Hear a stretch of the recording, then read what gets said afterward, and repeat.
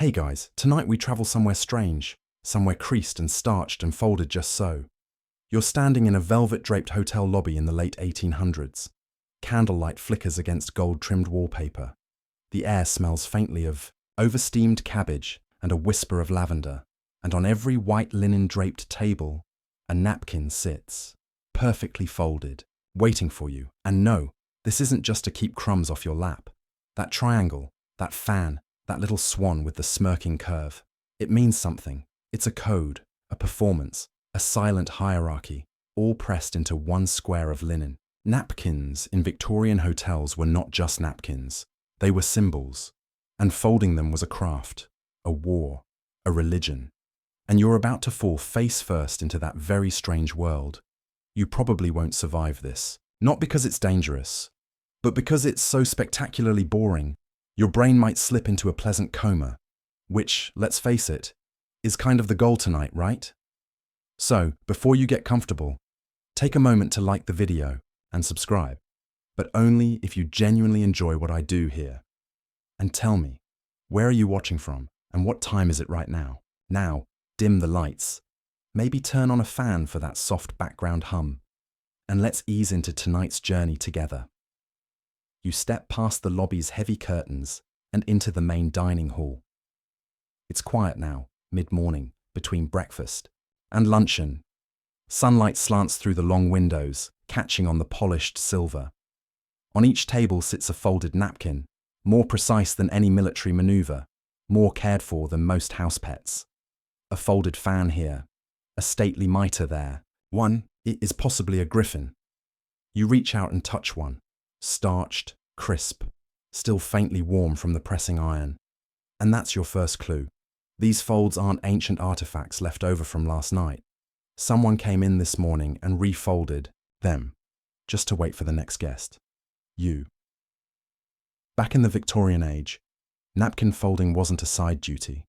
It was a scheduled task, often assigned to the most trusted of hotel staff, usually underpaid, always overworked, and judged ruthlessly by both their superiors and the public. Folding napkins was its own tiny battlefield of manners. You see, hotels in the 1800s weren't just places to sleep. They were stages, entire productions of upper-class life played out nightly across their floors. The food? Important. The service? Vital. But the linen was theatre. And it all started with a napkin. Picture a hotel like Claridge's in London, with its deep carpets, gas lamps hissing overhead, and its breathtaking obsession with detail. Now zoom in, a staff of over 40 people dedicated just to dining room prep. Among them, at least 2 were assigned solely to the task of folding napkins, and not just any napkins. We're talking heavy linen squares, sometimes hemmed in lace, monogrammed, with the hotel's initials, washed daily, and ironed until you could shave with their corners. These were the canvas, and what you made of them determined how refined your establishment appeared to the ever-judging eyes of high society. One fold, called the waterfall, required 6 exact pleats, 1 tuck, and a final roll. Done. Wrong? It just looked like someone gave up halfway through making a pastry. Done right? Guests might sigh appreciatively, if only briefly, before ignoring it completely. Historians still argue whether napkin folding was a true art form or simply another manifestation of Victorian excess. One camp insists it was a serious cultural expression akin to calligraphy or dance. Another suggests it was mostly an anxiety spiral, spun out of a desperate need for control in a world full of cholera, soot, and cousin marriages. And yet, the folds remain. You walk deeper into the dining hall.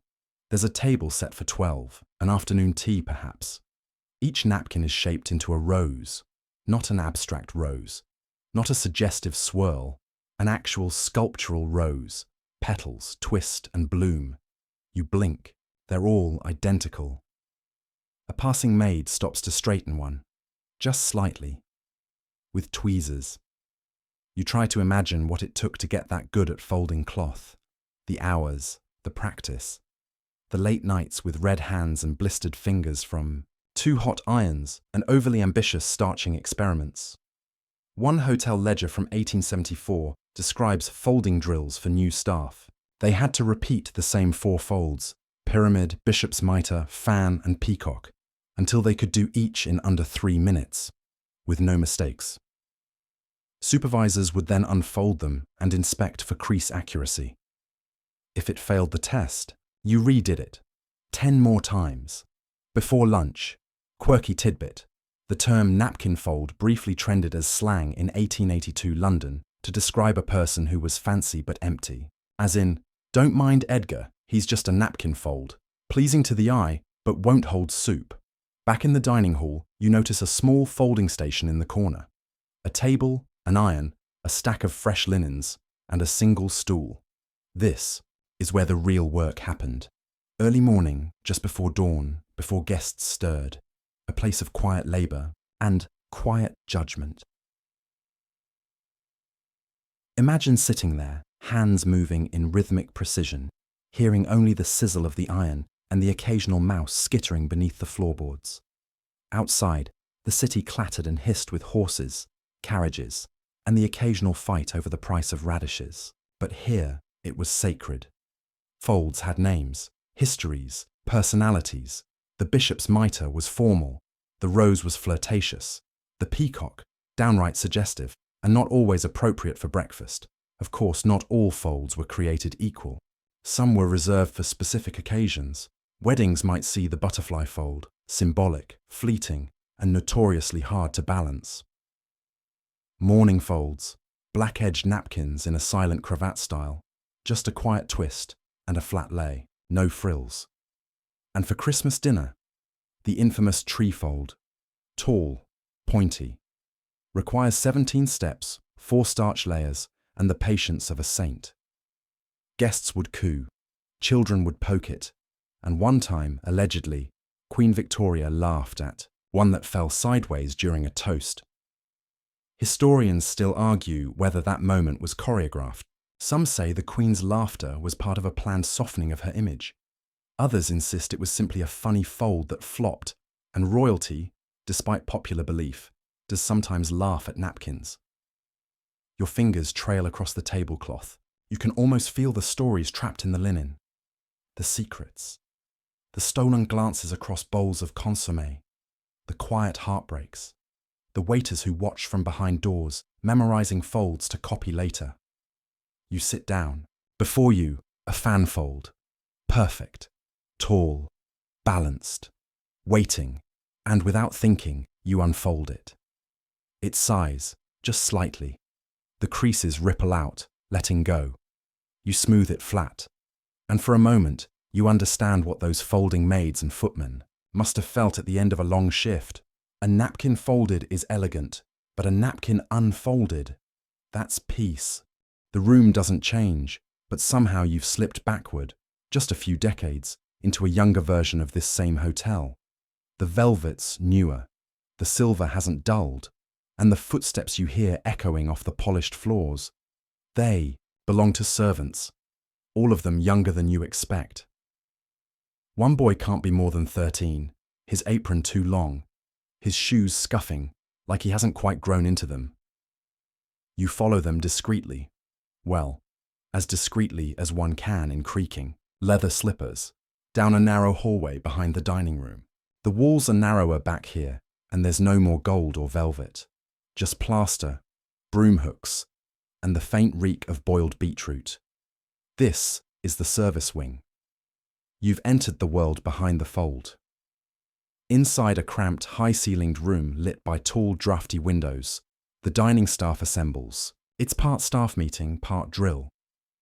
The head steward, who looks like he hasn't smiled since the Crimean War, begins reading names and duties. 2 for wine service, 1 for oyster forks, and 2, always 2, for the napkins. You might think, this was a punishment. Folding napkins? Come on. But no. Being assigned to folding was a mark of trust. It meant the management thought your hands were steady, your mind reliable, and your posture not entirely offensive. It meant you were moving up the service ladder. Hotels of this period ran on hierarchy, not just upstairs versus downstairs, but within the staff itself. You didn't just serve the table. You served your way toward the table, step by starch-scented step. Napkin folders stood somewhere between the cellar boys and the silver polishers, with a foot edging into the more respected world of visible dining staff. Folding napkins wasn't about flair, it was about precision. A proper fanfold required the linen to be centered to the millimeter, creased with 2 fingers and a thumb, and stiffened using starch so precise it could hold its shape through soup, scandal, and summer humidity. 1. Servant girl here, Clara, according to the list, has been promoted from boot polish duty. Her face is blank as she's handed her first clean stack, but her hands, they tremble. She knows what's at stake. Get this wrong, and it's back to polishing footmen's shoes. Quirky tidbit. At some particularly fancy establishments, folding staff were not allowed to speak to one another during work hours. Only hand signals were permitted. An upward pointing finger might mean starch required. A waggle of the pinky? Someone spilled Madeira in the linen closet again. You sit quietly on a packing crate as the room fills with the soft shush of fabric. Folds are laid, pressed, flipped, tucked, again and again and again. And then, the whisper war begins. One boy nudges another and nods at Clara's fold. It's not flat, it's tenting. Rookie mistake. A tented fold won't hold. The corners will flare. Guests will notice. If it collapses mid-meal, well, let's just say it wouldn't be the first time a napkin got someone fired. Folding was a competitive sport in these spaces. Staff judged each other mercilessly. It was one of the few ways to stand out. There was no formal trophy, of course, but everyone knew who could create the tightest fan, the crispest mitre, the smoothest rosebud. And while the guests were admiring the artistry of their meal's 4th course, they rarely realized that the real artistry sat silently on their lap, quietly preventing soup stains. The upper classes never folded their own napkins, never would have dreamed of it. That was what the help was for. But the help took their revenge in secret competitions. Fold-offs, sometimes after hours in the laundry room, with only the cats for an audience. Who could fold fastest, blindfolded, while balancing on one foot? Who could invent a new design and hold its shape with nothing but natural starch? Historians still argue whether these underground fold-offs were widespread or mostly myth. Some suspect they were rare acts of rebellion. Others argue they were essential for morale. One faded diary entry from a footman named Edgar describes a roaring good foal match won by Hetty with her swan of retribution. You like to imagine it had wings arched just so, its neck curved in elegant judgment. The room grows louder now. A mid-level steward inspects the piles with a silver ruler. Yes, a ruler. He measures folds, notes any that deviate, rejects one with a frown so deep it could curdle milk. Clara's mitre? Passable. Barely. She breathes. Napkin folders were taught in-house, but sometimes they were poached from other hotels. A good folder might be offered a better room or a tiny pay bump, enough to afford the occasional evening ale or, scandalously, an illustrated folding manual. Oh yes, there were books. Tiny illustrated guides with delicate engravings showing step-by-step napkin folds. Most were written for housewives or hostesses, but more than a few made their way downstairs. Having one was frowned upon. It meant you were trying to get ideas above your station. Still, the books circulated, passed hand to hand like contraband, with corners dog-eared and notes scrawled in margins. This one holds only if the table isn't near a draught. Do not attempt with Irish linen, will collapse. One particularly ambitious valet at a Brighton hotel once created a fold so intricate and improbable, it required a wooden mould to shape. It looked like a swan flying through a crown. It also required 3 folds to be ironed in reverse. The steward was impressed. The guests were bewildered. The fold didn't survive the soup course. Back in our service room, the shift is ending. Folds are inspected, stacked, and carefully transported upstairs by staff, with the solemnity of a religious procession. Each napkin is a message. This place is orderly. We notice the details. You belong here, if only for the next hour. And that's what folding was, really. It was hospitality in code, a promise stitched in linen. We care, it said. We noticed. Whether or not you noticed back, that didn't matter. As the room clears, Clara lingers behind. She picks up her failed fold from earlier, the tented one. She smooths it, refolds it slowly. This time, her fingers know what they're doing. The creases land with a soft sigh. She smiles. Just a little. That smile. Right there? That was how a servant climbed a ladder in the Victorian world. One precise fold at a time. You follow the folded stack upstairs. The world returns to elegance. Light through frosted windows. Silver polished within an inch of its life. And on each table, a folded napkin. Barely moved. Waiting for its guest. Waiting for you. You sit down again. Different room. Different day. Same fold. Same message. You're seated at a table for one now. The napkin in front of you stands proudly. Another fan fold, but this one's slightly fuller than before. A little more puff. A bit more confidence. Almost like it knows you're watching. And maybe it does. Because in this particular Victorian hotel, the fold wasn't just about the cloth. It was also about you. Who you were. Why you were there. What secrets you carried in that polished little valise by your feet. Yes, believe it or not, napkin folds could be tailored to the guest. Not officially, of course. No one at the front desk ever asked, "Would Sir prefer the rose or the triple bishop?" But the senior dining staff, they made choices, and those choices said things. A discreet, formal mitre for a grieving widow, a blooming lotus for a recently engaged couple, a swan, slightly flamboyant, slightly absurd, for a visiting Italian baron with questionable stories about his yacht, and for someone like you, a solo guest. Well-dressed but travel-worn, one boot slightly muddied. That fan says, "We see you. We'll impress you anyway." This was the great performance of the Victorian hotel. Folds included. Every surface played a part. The sheen of the marble, the height of the wainscoting, the thickness of the cream in your morning coffee, all curated to signal that this hotel was better than the one down the street. So napkin folds. Oh, they mattered. They were silent butlers, whispering. Reassurance. They were tiny sculptures, updated daily. They were status signals for those who understood them, and mystifying ornaments for those who didn't. You pick up the napkin gently. The linen holds its shape, firm and unbending, stiff with starch and purpose. You flip it over. No name, no number. But still, it says something, doesn't it? Historians still argue whether napkin folds were meant to communicate these subtle signals, or whether the patterns emerged by accident, through staff preferences and repetitive habit. But in practice, intent didn't matter. Guests noticed, even if they couldn't quite say why. Quirky tidbit. At one particularly eccentric hotel in Edinburgh, it was rumoured that the dining staff would fold napkins based on the guest's accent.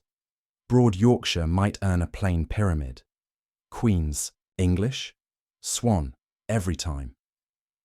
American tourists, who were increasingly common and charmingly loud, allegedly got the waterfall fan, which made a rustling sound when picked up. A cheeky jab? Perhaps. Back at your table, the waiter arrives. He doesn't touch the napkin. That would break the spell. He serves your tea. Darjeeling, properly steeped. A small plate of tea cakes, lemon slices and sugar cubes. The napkin, as always, remains untouched until you make the first move. You glance around. It's subtle, but now that you're watching, you see it. Table 2 has identical bishop's mitres, tall and stately. Table 3, the rosebud fold, slightly romantic. A couple in the first throes of courtship sits there, all wide, eyes and awkward laughter. Then there's table 6, A family of 7. Their napkins. Flat folds, practical, neat, but nothing fancy. Not an insult, just an efficiency. 7 fans would take too long. 7 peacocks, madness. And table 10, yes, you clock the design immediately. The clamshell fold. Rare, underrated, open just slightly in the center, like it's about to whisper a secret. That fold's only used for high rollers, you've heard. People who don't need to show off, but do it anyway. By now, you've finished your tea. The waiter returns, unobtrusively clearing your cup. He gives you a look. Not rude, not servile, just aware. You are part of the performance after all.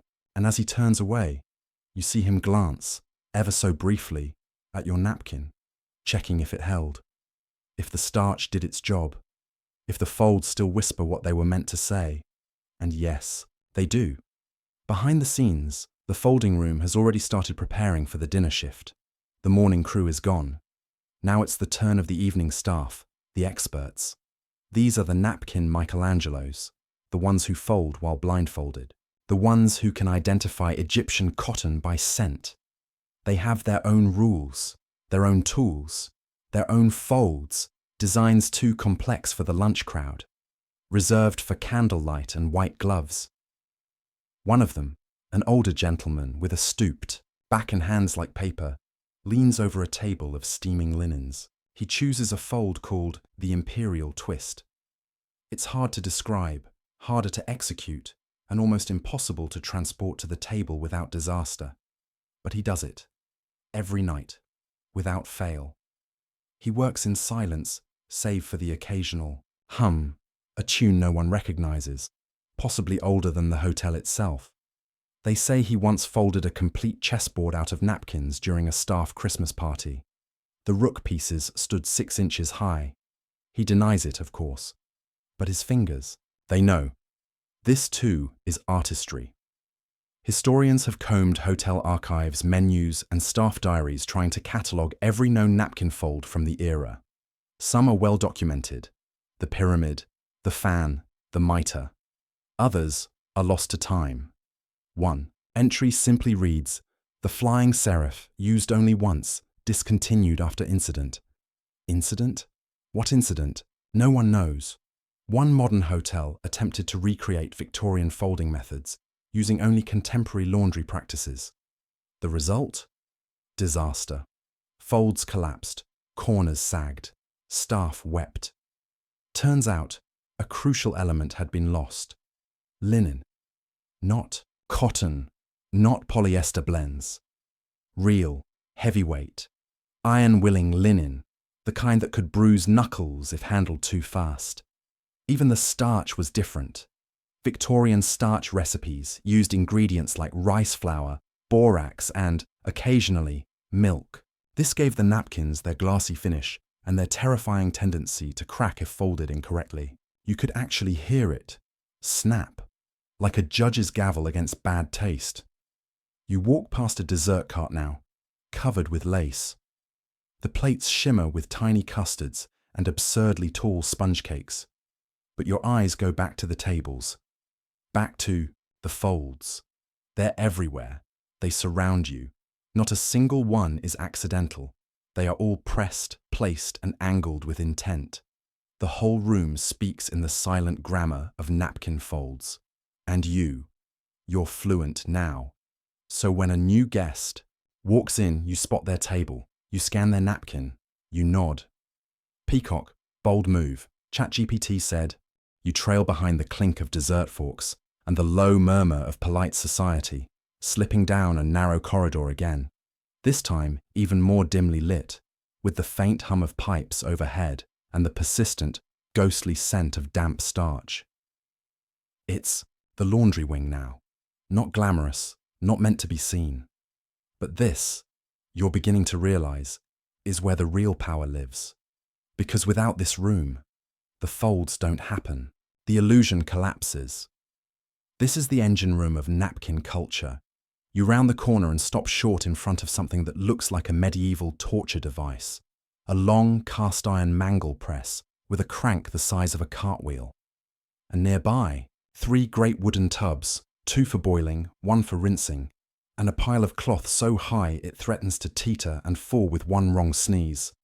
It's here that you meet Beatrice. She's short, wiry, wearing sleeves rolled to her elbows and boots that have been soaked through more times than she can count. Beatrice is the queen of linen, not by birth, obviously, but by sheer force of skill. She doesn't fold. She prepares the fold, and that in many ways is more important. You can't fold a dishcloth into a bishop's mitre, she grumbles without looking at you. You want poetry, you need the right paper. Beatrice oversees laundering with an eye that can spot a grease speck the size of a mustard seed. Every napkin goes through her, twice, first in scalding water, then in starch, so thick you'd think she was marinating them. Victorian starch wasn't poured, it was cooked. The resulting liquid had the consistency of thin gravy and the smell of a half-forgotten root cellar. If it wasn't lumpy, it wasn't ready. Historians still argue whether starch recipes varied by region or were kept as family secrets passed down like sourdough starters. Beatrice claims hers came from her aunt in Norfolk, but the precise mixture is a guarded secret, known only to her and one goose. No one's sure what the goose has to do with it. You watch as she dunks each napkin, wrings it out, with surprising grace, then slaps it onto the folding table. The snap echoes off the walls like a pistol shot. That sound means it's ready. Don't even think about folding a damp napkin, she warns, as though reading your mind. You'll just make a slug out of it. You nod solemnly. Nobody wants a slug. Beatrice lifts one napkin, holds it to the light, and sighs. Not disappointment, more like admiration. You can see the tiniest embroidered monogram in one corner. HAW, initials of the hotel's founder, perhaps, or an especially picky guest. The embroidery is faint, but it means something. Some folks, she mutters, think linen's just fabric, but this has seen things. She's not wrong. Napkins, unlike plates or glasses, absorb more than food. They touch faces, wipe fingers, catch tears sometimes, and if you're lucky or unlucky, they get folded again the next day, holding onto whatever trace memories survive the wash. Quirky tidbit. Some servants believed napkins could absorb emotions. A good meal, you'd feel it in the fabric. An argument at dinner, the napkin would hold on to it. One old superstition even warned against folding napkins after midnight, lest they remember the wrong thing. Beatrice doesn't seem superstitious, but she is serious. Her starching system is a 3-step ritual. First, dampen. Second, roll and rest. Third, press with a hot iron the weight of a baby pig. You watch her heft it, steam hissing, handle wrapped in layers of cloth to keep her. Hands from blistering, one wrong press and a fold won't hold. Too much starch. The linen cracks. Too little. The folds wilt by pudding. There's an art to this. And Beatrice? She's Picasso with a press. You think again of those guests upstairs, unfolding these masterpieces without a second thought. Dabbing. Their mouths. Crumpling them beside their plates. They'll never know Beatrice's name. But that's the point, isn't it? The best napkin folds are invisible performances. They're noticed, appreciated, then forgotten, and somehow, miraculously, they come back the next day, perfect again. Like linens don't live in the real world. Like they don't get dirty. Like Beatrice isn't here every night, fighting grease and gravity with boiling water and quiet fury. You peer at the stack next to her, napkins ready for folding. The folds may get the applause, but this is the groundwork, the quiet prep before the magic trick, the unseen labour behind the luxury. You ask Beatrice how long she's been doing this. She doesn't answer directly, just says, long enough to know starch is cheaper than shame. You're not sure what that means, but it sounds wise. She lets you try, just once. She hands you a damp napkin and gestures to the iron. You lift it. It's heavier than it looks. Your wrist wobbles. The pressure's uneven. You press. And the result is unfortunate. The crease is wavy, the fabric scorched ever so slightly. You've just created a very small, very wrinkled tragedy. Beatrice doesn't scold. She chuckles. Well, bless your effort. You hand it back.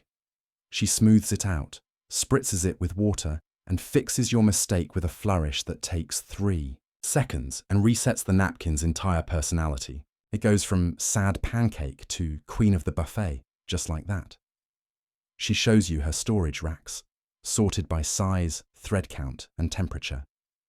Dinner folds need more starch than breakfast folds, she explains. Breakfast is soft. Dinner's got drama. Even within the invisible world of napkin prep, there's hierarchy. There are first-tier linens for the main dining room, second-tier for afternoon tea, a third-tier pile, slightly frayed, for emergencies or children, who chew corners. Some hotels even had coded thread colours sewn into seams, barely visible unless you knew where to look. Gold for high society, blue for foreign dignitaries. Red? Rumour had it red was for spies, or diplomats, or someone paying with favours instead of coin. Historians still debate whether such coding systems truly existed or were invented later by romantic biographers with too much imagination. But the linens, they feel like they're hiding something. As the starching room quiets and the night crew begins folding, you watch one last ritual. Beatrice dims the gaslight. Not out of superstition. She says it helps you see the shape better. The napkins glow softly in the amber light, their shapes catching shadows like sculpture. She finishes her last press, hangs her apron, and nods once. Showtime. You follow the folded stack back toward the dining room. Another silent procession. More invisible hands, no applause, just tables waiting, candles flickering, and guests glancing briefly at the napkins before tossing them into their laps. The work continues. But now you know better. You know what's hidden beneath that perfect crease. The dining room is nearly full now. Candles flicker in their holders, casting soft pools of light on the glossy wood. Glasses tinkle, silverware glints, but your eyes, inevitably, go back to the folds, those little linen sculptures lined up like well-behaved ballet dancers waiting for a cue. You see peacocks and pyramids, roses and crescents, and one unusual shape near the far corner, something almost resembling a scorpion if you squint. You're not imagining it. That's the inverted thorn. Rare. Confusing. Used only when the hotel staff didn't like a guest but couldn't say it out loud, because yes, folds could carry shade. Not overtly, of course, but subtly, elegantly, with plausible deniability. The way a waiter might accidentally call you sir when you're clearly a duchess, or how the orchestra might forget your favourite waltz. Napkin snubs were the covert language of Victorian, passive aggression. You glance at the man sitting in front of the inverted thorn, red-faced, loud, already asked for mustard 3 times before the soup course. He's making an art of being impossible, and the staff. They've responded with their own art, one fold, 1,000 meanings. Historians still argue whether there was ever an official codebook of napkin folds and their secret interpretations. Some believe it was passed down orally from maitre d' to server. Others suggest it was more organic, a shared cultural script, unspoken but understood. Like knowing that calling something interesting is rarely a compliment. You wonder, how many guests received subtle insults over the years without ever knowing? A wilted fan, a crumpled bishop, a napkin placed upside down, nothing overt, just enough to disturb the symmetry. There were, of course, rules, unwritten but firm. The folds had to function. No matter how petty the fold's origin, it still had to cradle a roll or lie neatly across a lap. That was the line between refinement and sabotage. Quirky tidbit. At one elite hotel in Vienna, the staff once folded a guest's napkin into the shape of a leering monkey after he insulted the pastry chef's accent. The monkey held a tiny fork. No one said a word, but the guest left early the next morning. You pass by a table where an old woman delicately adjusts her rosebud fold before settling it on her knees. She's elegant in that weathered, silver-laced way that makes you sit up a little straighter in your own chair. Her hands move slowly, reverently. She doesn't dab her mouth with the napkin, she welcomes it. This is the flip side of the insult fold, the compliment fold, a rare honor. Guests of particularly high esteem, royalty, visiting scholars, old friends of the hotel, would sometimes receive folds that weren't even on the menu, limited editions, custom commissions. One such fold was called the crown and stem. Made from 2 napkins, it required delicate balance and a strategically placed grape to prevent collapse. Another was the opera bloom, a layered spiral resembling an opening camellia, supposedly only attempted when a famous soprano came to stay. You sit down now, and you notice that your napkin has changed. It's been upgraded. What once was a fan is now something more delicate, petal-like, gentle, folded at an angle that suggests hospitality with just a touch of familiarity. You're part of the rhythm now. You're known, and yet, beneath the elegance, there's tension. The kind that always hums under perfection. Because folding wasn't just aesthetic, it was competition. Victorian hotels competed on everything. Number of fireplaces, speed of service, thickness of mattress, variety of cheeses. But napkin folding, that was the invisible jewel. No travel guide listed napkin excellence as a rating category. But seasoned guests could tell. Word got around. A poorly folded dinner napkin could tank a hotel's reputation faster than undercooked sole. Staff meetings sometimes included fold drills. Trainees practiced for hours. There were contests. Points for speed, symmetry, crispness. Deductions for droop. Winners got first pick of shifts or an extra meat pie at supper. Losers, they practiced more. At one particularly competitive hotel in London, the night staff developed secret folds they refused to share with the day crew. They named them things like the Lark's Spine and Apollo's Collar. The day staff, in turn, responded with folds called the Double Blinder and Marzipan Fang. There were whispers of sabotage, a damp napkin left on purpose, a misaligned pile, nothing violent, just enough to mess with the starch ratios. Napkin drama, yes, but always behind the curtain. No guest ever saw it. You lean back now, letting the sounds of the dining room wash over you. Behind you, someone orders the venison. To your left, a waiter resets a table and subtly repositions the napkin, adjusting the tilt by a single, deliberate degree. This isn't madness, it's mastery. The folds are language, grammar, aesthetic philosophy rendered in cotton and effort. One server, a wiry young man with 2 bright eyes, folds without looking. His fingers dance across the napkin like a piano etude. It's muscle, memory now. 1,000 repetitions burned into his sinews. He folds a lily. Harder than it looks. Requires a double twist and a centered pleat. When done right, it looks like it might bloom in candlelight. He finishes, steps back, looks at it, nods once. That's the thing about folding. You don't get feedback. The napkin doesn't clap. The guest doesn't applaud. If you've done your job well, no one notices. But the best folds, those are the ones that make a guest pause. Just briefly. A flicker of curiosity, a smile, maybe even a whispered, "Look at this one." That's the applause, the ultimate goal. The guest hesitates to unfold it. They feel guilty even. Like they're ruining something, a fleeting sculpture.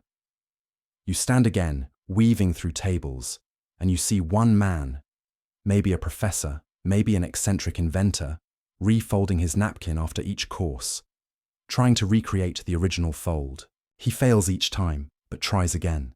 Fascinated, consumed. The staff watch from a distance. Someone takes bets. He finally gets something close to the shape. The waiter claps once, softly. Approved. Napkin folding wasn't just for guests. It was for the fold itself. The elegance. The line. The ritual of creating beauty that would be destroyed within minutes. It was ephemeral art. Folding as meditation. Folding as rebellion. Folding as legacy. And now, as you take one last lap around the dining room, you begin to see the story these napkins tell.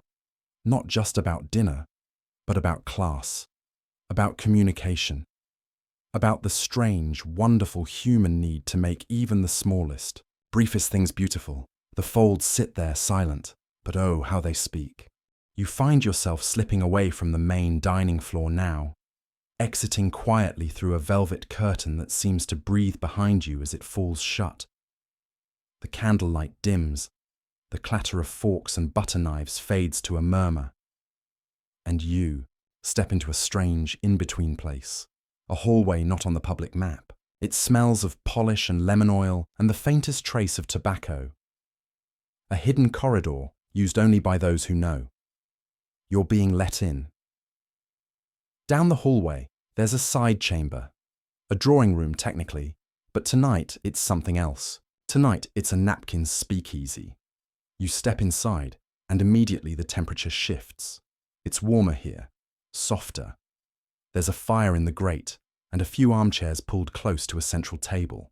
And on that table, napkins, dozens of them, all mid-fold. This is where the masters come to play. They're not dressed like staff. Not exactly. Waistcoats, yes, and polished shoes. But there's an ease about them.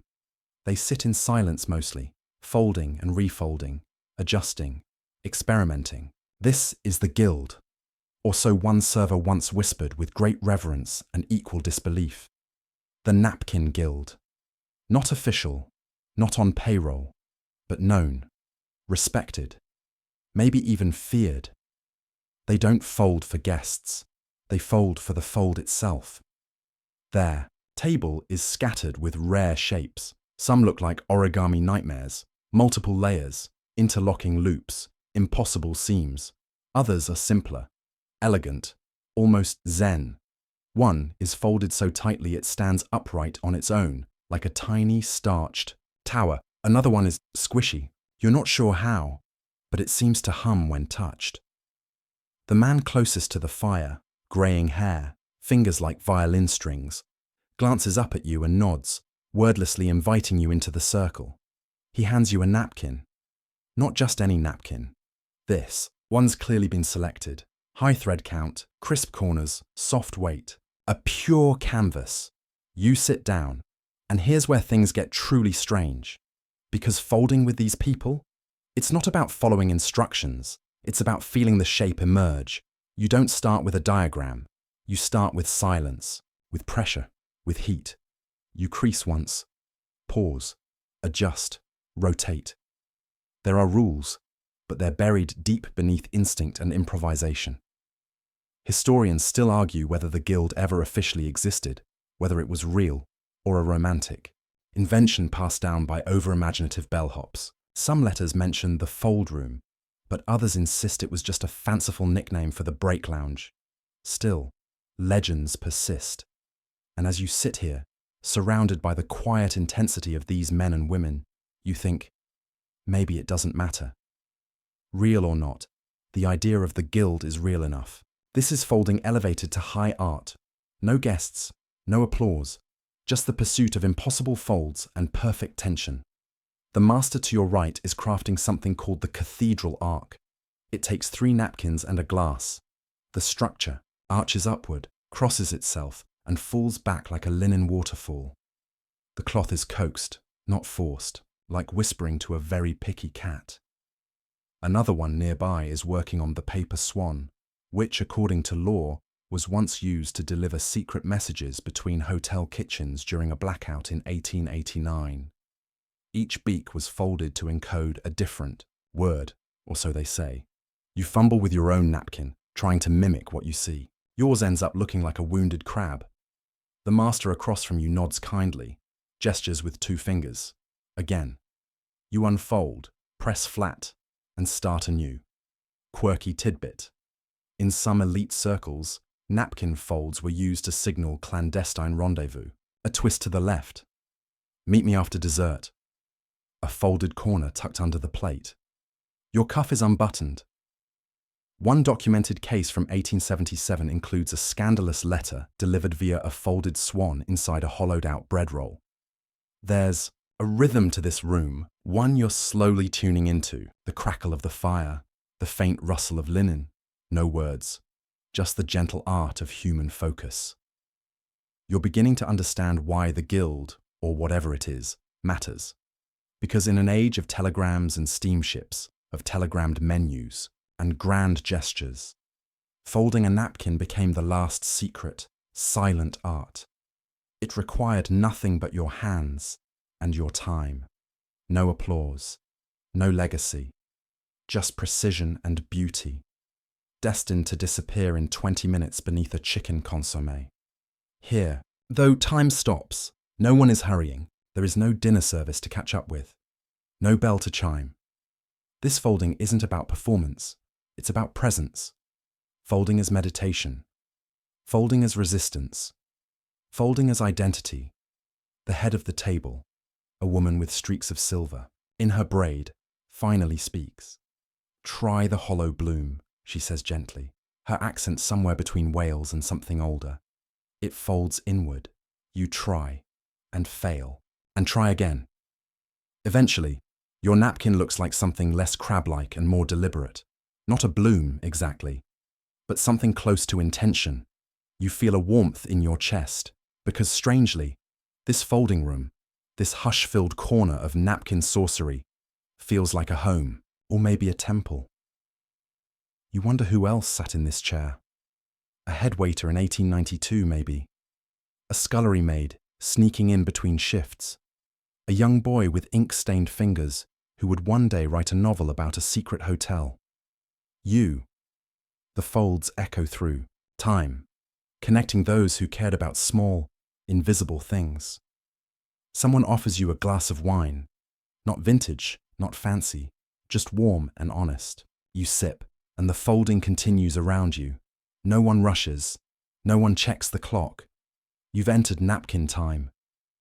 One master finally finishes a fold, stands, and sets it gently on the mantel above the fire. It's a spiral, or a question mark, or maybe the wind. It's impossible to name. It's perfect, and no one says a word. Because the best folds don't need praise. They speak for themselves. The guild fades behind you now.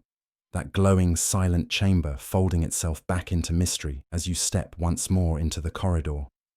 Your footsteps feel slower, heavier, like the napkins you just touched rubbed off on your pace somehow. You move like a linen sail catching a gentle breeze. That's what the masters would want. You're drawn now down a narrower hall, this one a bit colder, with the sharp, chalky scent of starch lingering in the air. You follow it, instinctively, and eventually reach a door with no label. Just a brass handle worn smooth by hands that never fumbled. You open it and find yourself in the laundry, not the bustling, sweaty laundry of industrial cogs and thumping machines. This is the napkin ward. It's quieter, sacred. At least, in that slightly terrifying way, hospitals used to be sacred. Think gas lamps and unsmiling nurses.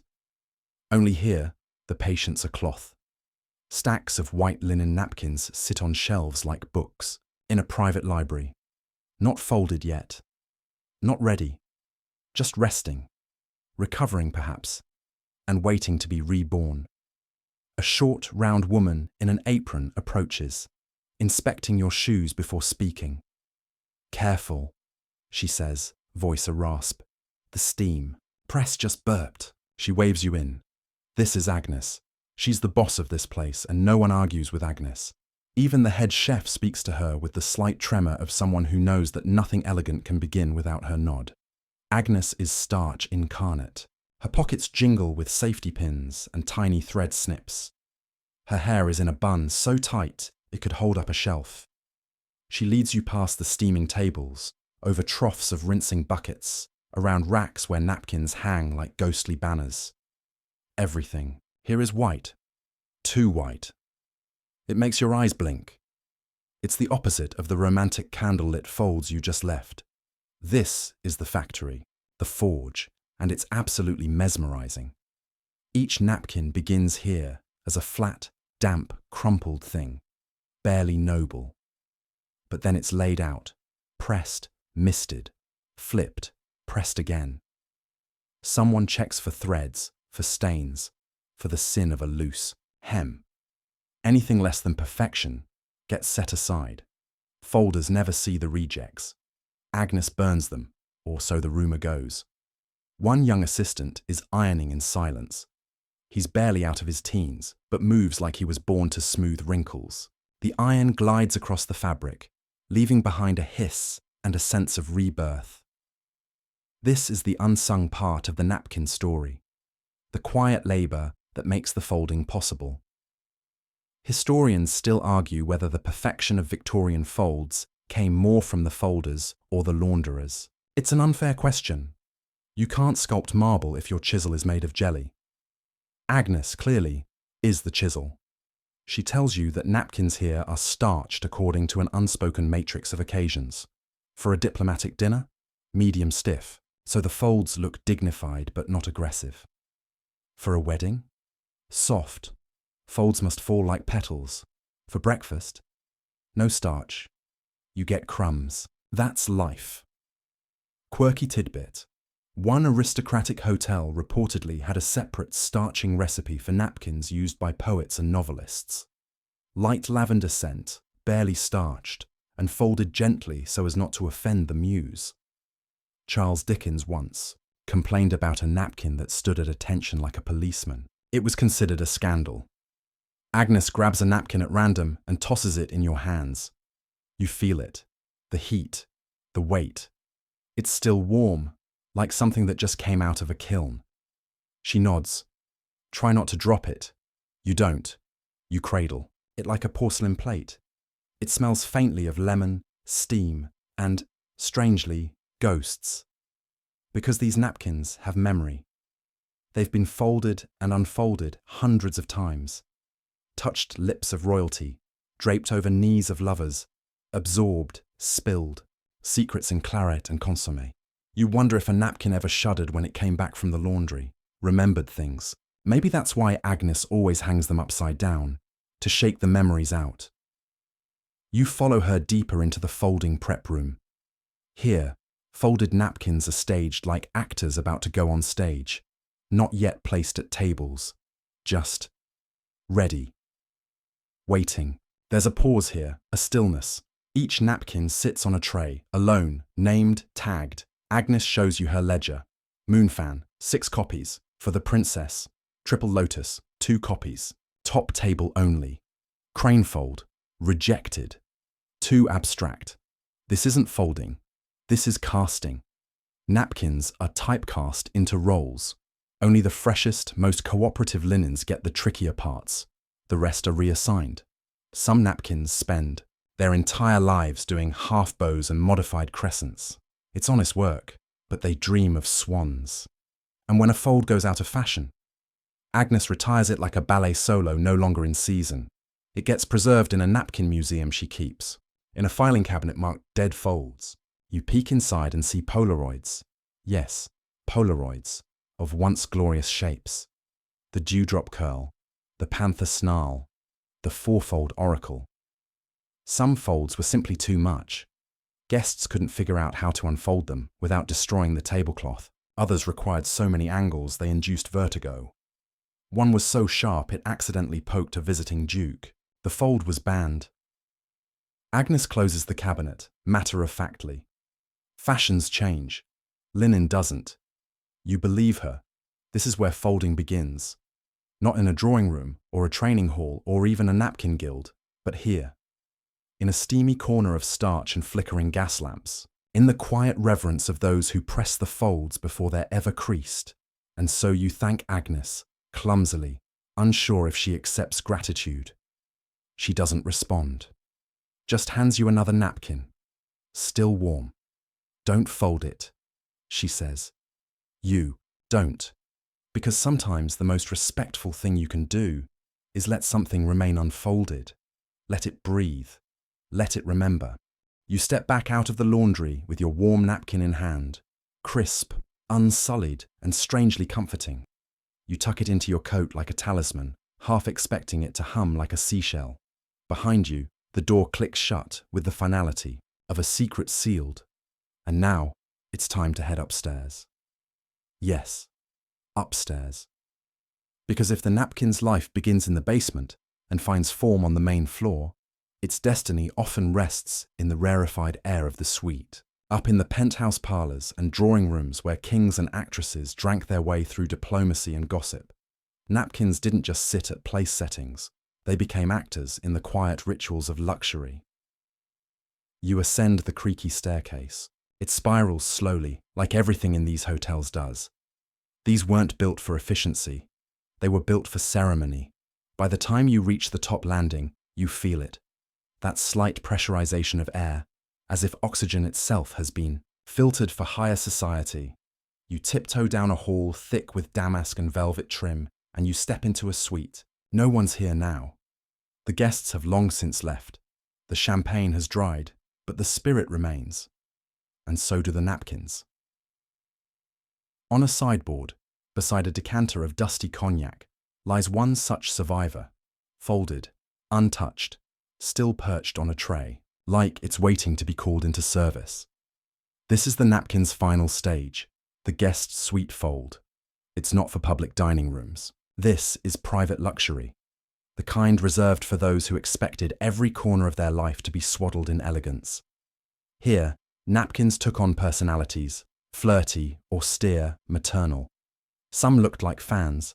Others resembled roses or, more extravagantly, peacocks in full plume.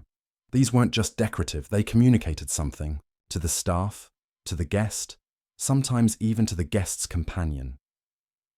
One of the most common suite folds was the invitation whisper, a triangular fold that opened ever so slightly, as if holding a secret.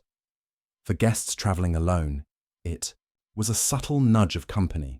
For couples, it was flirtation by linen proxy, quirky tidbit. A rare surviving menu card from a suite in 1894 includes a handwritten note inside a folded napkin. Her Grace prefers her eggs slightly runny. Thank you. It's signed simply, the footman. Either scandalous or deeply responsible, you decide. You move to the small dining table inside the suite, where one-place setting remains laid out, likely for show, but it's a reconstruction of what would have been expected in a luxury Victorian hotel suite. Lace doilies, silver-cut glass, 3 spoons too many. And at the center, folded with care, is a butterfly cradle. You reach for it, fingers hovering. The fold is loose enough to signal intimacy, yet tight enough to maintain form. Folding napkins in suites wasn't about impressing anyone else. It was about creating a small pocket of beauty just for the guest, a quiet kind of luxury.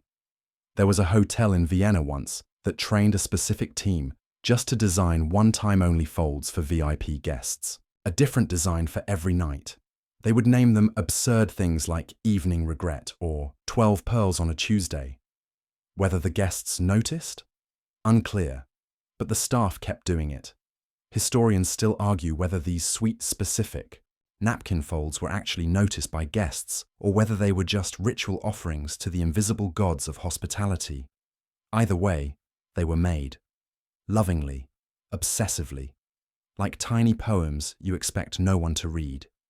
You sit now in one of the suite's armchairs, which is less comfortable than you hoped, but it gives you the perfect view of the napkin tray. There's something comforting about knowing it's there. Patient, composed, waiting for dinner that may never arrive. And you imagine the people who once did sit here.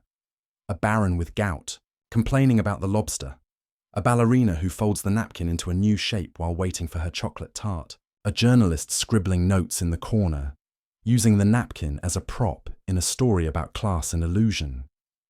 Maybe even a runaway nobleman, disguised as his own valet, trying not to unfold his napkin incorrectly and give the whole thing away.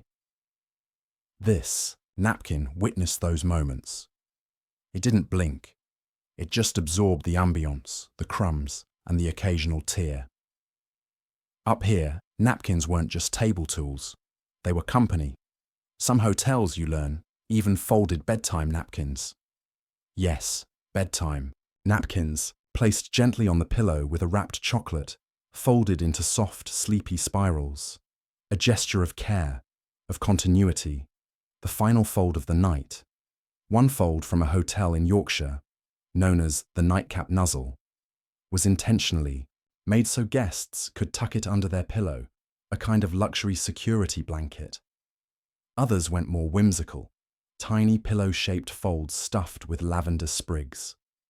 Your eyes linger on the butterfly cradle.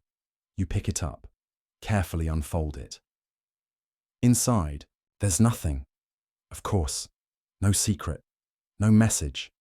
But the linen is warm, because you've held it, and that's enough. You decide to try a fold of your own now, right here, in the privacy of this echoing suite. You use the napkin the way you were taught, light fingers, firm corners, trust the fabric. You end up with something crooked, odd, but it holds together. And strangely, it looks like a bird in flight. You smile, set it down, and suddenly it feels like someone will walk in at any moment, nod approvingly at the fold, pour 2 drinks, and sit across from you, like you've always belonged here. But no one comes, just you, the napkin, and the quiet hum of elegance built over centuries. You leave the suite softly, like you're exiting a chapel. One last glance at the makeshift bird you folded, wings slightly uneven, yet hopeful. It stays behind on the table, becoming part of the furniture of forgotten grace. Back into the hallway, where the scent changes again, less of starch now, and more of leather, pipe smoke, and just a ghost of perfume left behind from a ball that ended 120 years ago. You follow it, turning left at a gilded mirror that somehow never reflects your face quite right. And now you're in the archive. Not a formal library, not a locked vault, but something in between. A neglected wing of the hotel where they once kept ledgers, menus, room assignments, and napkin diagrams. Yes, diagrams. Whole folders of them. Hand-sketched folds in pencil, ink, and, in one case, what looks suspiciously like lipstick. Napkin folding wasn't just a task, it was a design language. And this was its blueprint chamber. You find a drawer labelled simply, Folding Reference AF. Inside are parchment sheets, onion skin paper, and soft vellum maps of napkin geometry. Some are cross-hatched with meticulous shading, others include little notes, needs firmer starch, impossible in wind, or, Queen said, too cheeky. This section of the story, the drawings and diagrams, isn't glamorous, but it's crucial. It's where folding evolved, from instinct to instruction, because you can't trust memory alone. You see, the original folds were passed down verbally, demonstrated by hand. But as hotels became larger and staff began moving between establishments, it became necessary to record these designs. And that's how you get the napkin codices. That's not their official name, but it should be. These were the manuals, copied and recopied by kitchen boys and undermaids, sometimes smuggled out like recipes. They allowed the art of folding to travel across borders, down generations, and through hotel walls thick with secrets. Mainstream fact: by 1890, several large hotel chains, especially in London and Paris, began standardizing their signature napkin folds. It became a branding technique. The Langham Lily, the Savoy Scroll, the Baden-Baden Puff. Guests would request them, by name, like cocktails. But here's where things get interesting. Not all folds made it into the official archives. You flip to a folder marked unauthorized. This is where the fringe lives. Diagrams for folds that were banned, forgotten, or just too silly to be taken seriously. One called the flirtation funnel consists entirely of loops and a center twist that supposedly winks at the diner. Another, labeled the politician, folds in on itself repeatedly until it's indistinguishable from a linen knot. Quirky tidbit. A set of notes found in a Viennese hotel suggests that one rogue folder created a fold shaped like a miniature chaise lounge. It was immediately outlawed for being suggestively relaxed. You realize, as you turn the fragile pages, that folding wasn't just about decorum. It was a dance of tension and rebellion. For every standard fan or bishop's hat, there were folds made purely for the joy of defiance. Some staff believed certain folds carried messages, silent signals between servants. A fold opened too far might mean do not trust the fish. A crimped base might mean the gentleman to your right is not who he says he is. Historians still argue whether such code systems truly existed or are just stories passed down through hospitality schools with too much wine. You linger on a sketch labelled The Widow's Mercy. It's dramatic. High arcs, folded wings, something sorrowful and proud about it. A footnote below reads, used once, with regret. You wonder what the story behind that fold was. Who created it? Who used it? Who never asked for it again? The diagrams aren't perfect. Some are smudged. One is annotated with tea stains, another torn at the edge. But together, they form a mosaic of obsession. There's a feeling here, an energy. Like these folds wanted to outlive the fingers that made them. They weren't content being unfolded and forgotten. They needed to be recorded, repeated, remembered. And in doing so, they transcended the table. You sit at a small desk, strewn with brittle napkin diagrams, and try to recreate one. You choose a design called the lantern grasp, 4 folds in, and you're already confused. Is that angle supposed to go under or over? Is the twist clockwise or not? You squint, following the arrows like a treasure map, and finally, miraculously, it holds.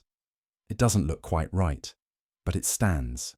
Like an offering, you place it beside a faded blueprint marked experimental for full moon only. No further explanation.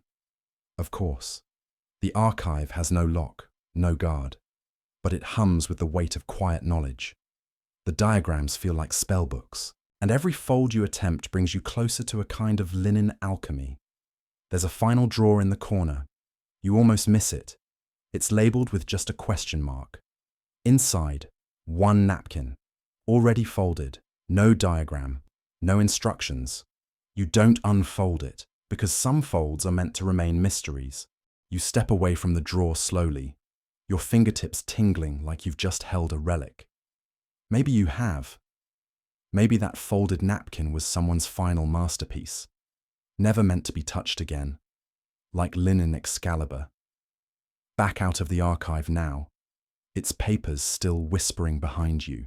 The hotel corridors curve like a question mark, and you follow without knowing the answer. Somewhere along the way, the scent of ink and parchment fades, and you're guided by something more. Buttery. Ah yes, the dining room. But not just any. Dining room, not the grand ballroom or the private suite nook. This is the main hall, the one where everything happens, the one with mirrored walls, chandeliers that twitch slightly in unseen drafts, and tablecloths that practically groan under the weight of silver. This is where the napkins did their real work.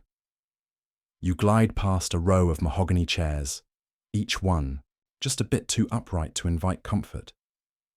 You can almost see them, Victorian guests in their various states of dinner-induced drama, a duchess dabbing her lip daintily with a pleated silk napkin, a merchant awkwardly trying to mirror the count's folding technique, a child stuffing a fan fold into his sleeve, certain no one will notice. They did. Here, the napkin was not just an accessory, it was the first move. Before the oysters, before the wine list, even before the menu, came the napkin. Unfolded with varying levels of grace, it was the universal signal that one had entered a sacred mealtime pact. It also served as a social cue. Mainstream historical fact. In Victorian hotel dining rooms, the style of napkin placement could subtly indicate social class.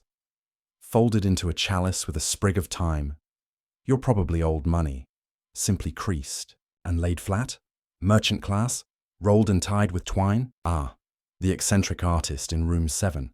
But there were rules, unspoken, but fiercely enforced. For example, it was understood that guests should wait for the host to unfold their napkin first. Doing so prematurely was akin to announcing that you'd like to start juggling the bread rolls. Napkin etiquette could also be weaponized. A too tight fold might imply the diner was undeserving of softer hospitality. A deliberately lopsided corner could signal the server's revenge for a prior insult, though plausibly deniable, of course. Historians still argue whether hotel staff were trained in these passive-aggressive tactics or simply developed them organically over years of suppressing rage behind silver trays. Quirky tidbit. One hotel in Bath reportedly had a dining room rule that if your napkin fell to the floor twice, you were escorted from the table, not for being clumsy, but for disturbing the linen dignity of the room. Tough crowd. You pause at one table still fully set. There's a napkin folded like a water lily. Delicate, layered, and improbably symmetrical. You reach out and run your finger along its edge. It's soft but holds shape. The kind of fold that would make a guest sigh, or take a photo if they'd had phones back then. Every detail mattered. The placement of the fold, left or right of the plate, could align with regional custom.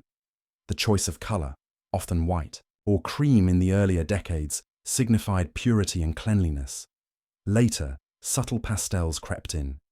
If a pink napkin appeared in front of you in 1897 London, it meant you were either extremely modern or the laundry boy got creative. And of course, there were seasonal folds. Around Christmas time, hotels would break out their novelty designs, the pinecone puff, the snowflake twist, the ever-ambitious 12-fold turkey, which often collapsed under its own symbolism. Easter saw the napkin nest, complete with a sugared egg in the center. Summer folds tended to be looser, flouncier, as if the fabric too needed a holiday. You try sitting at the table now. You lift the water lily napkin and, carefully, unfold it. It collapses into a square, then a line, then nothing. A breath of linen. You drape it across your lap as the Victorians would, aware of every twitch, every accidental crease, and then, without instruction, you begin folding it again. Not the water lily this time. Something simpler, the boat fold. It was a common design in public dining rooms, symbolizing travel, hope, and, oddly enough, digestion. Legend says the first boat fold was made by a sailor who missed his ship more than his wife. Your version sags in the middle, but holds. Around you, the invisible diners settle in. One man clears his throat before reaching for a napkin with the confidence of someone raised on old money and roast beef. A young woman fluffs her napkin into a makeshift fan and hides behind it for one delicious moment. Across the room, a child turns his napkin into a bird and makes it peck at his dessert spoon. No one stops him. The room is full, and it's just you. You and your boat. Because folding a napkin is an invitation. To memory, to ceremony, to the calm satisfaction of fabric obeying your will. You rise again, letting your fold remain as a placeholder, as if to say, I was here. I knew how to fold something beautiful, even if only for a moment, and somewhere, someone would nod. Yes, they remember. ChatGPT said. You walk away from the dining room slowly, as if you've just stepped out of a scene from an old painting. The walls murmur behind you, polite clinks of cutlery, a delicate cough, the ghostly scrape of a chair being pushed back by someone who's been dead for a century. Now, it's time for something quieter. You enter the linen preparation room, tucked away like a forgotten nerve center of the entire napkin operation. It smells like starch, citrus polish, and a little bit like judgment.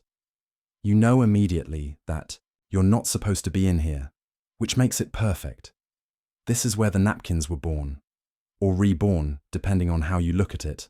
After every meal, every unfolding, every accidental gravy splash, or overly dramatic wine pour, the napkins came back here to be cleansed, pressed, and shaped anew, and the tools. Oh, the tools. Long wooden rollers for pressing, heavy, iron-plated flat irons warmed on coal stoves, wire racks for air drying, and a strange contraption that looks like a medieval torture device, but is labelled corner crisper. You don't want to know. Mainstream historical fact. Victorian-era hotels employed entire linen teams, whose sole job was the care, maintenance, and presentation of napkins and tablecloths. These teams often worked overnight shifts to ensure every fold was fresh by breakfast, and they took it seriously. Some even wore white gloves to avoid oil transfer from the skin. There's a rhythm to this room, a heartbeat of labor. You can almost hear the hiss of steam, the clatter of irons being rotated off the stove, the muttered counting under breath. 1, 2, press, slide, repeat. You find a stool in the corner and sit, watching invisible workers move about like dancers. Every part of their process had a purpose. The first starching of the evening napkins was always lighter, just enough to hold form, not so stiff it could cut your lip. Breakfast napkins, softer still, folded in a relaxed manner like a smile. You spot a stained instruction sheet pinned to the wall. At first glance, it looks like any other set of directions. But then you see the handwritten note scrawled at the bottom. If the fold fails, it's not the napkin, it's you. Harsh, and yet not untrue, because no matter how ornate or delicate the final product, it all began here, with boiled water, coarse soap, and enough steam to fog every mirror in the building. There was no shortcut to the perfect fold, only repetition, pressure, and quiet mastery. You find an old linen logbook resting near the press. Each page lists a day's assignments, room numbers, table counts, special requests. Some are simple. 12 lilies, dinner. Others more cryptic. 6. Ghost palms, anniversary, silence required. Quirky tidbit. One entry from 1889 lists a full napkin inventory lost due to mouse incident. The accompanying note reads, "Rats remain indifferent to symmetry. We mourn the folds." You run your fingers along the pages. The ink has faded, but the pride seeps through. These weren't just towels. They were performance pieces, and like any art form, they required backstage magic. Historians still argue whether the linen staff were trained formally, or if skills were simply passed down in an apprentice-style tradition. Some claim folding secrets were taught during late-night quiet hours, over biscuits and gossip. Others believe master folders guarded their techniques jealously, never allowing others to see the final twist or tug. In one yellowing ledger margin, someone's written, "Mrs. Ellesmere's cradle fold still unreplicated. We suspect sorcery." There's something charming about imagining all of this. Serious-faced maids measuring starch quantities while humming off-key. Laundry boys daring each other to fold a napkin blindfolded. A senior folder snapping at an underling. That's not a bishop's hat, that's a sleeping squirrel. And yet, the results were always crisp, always precise.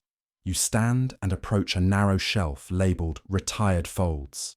On it, a dozen napkins, each folded and preserved under cloudy glass domes, like exotic butterflies.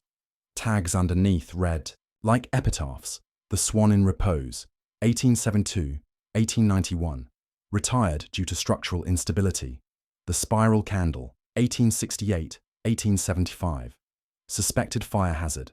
The Lover's Fork, date unknown, allegedly used once, never again." Each one tells a story, or hides one.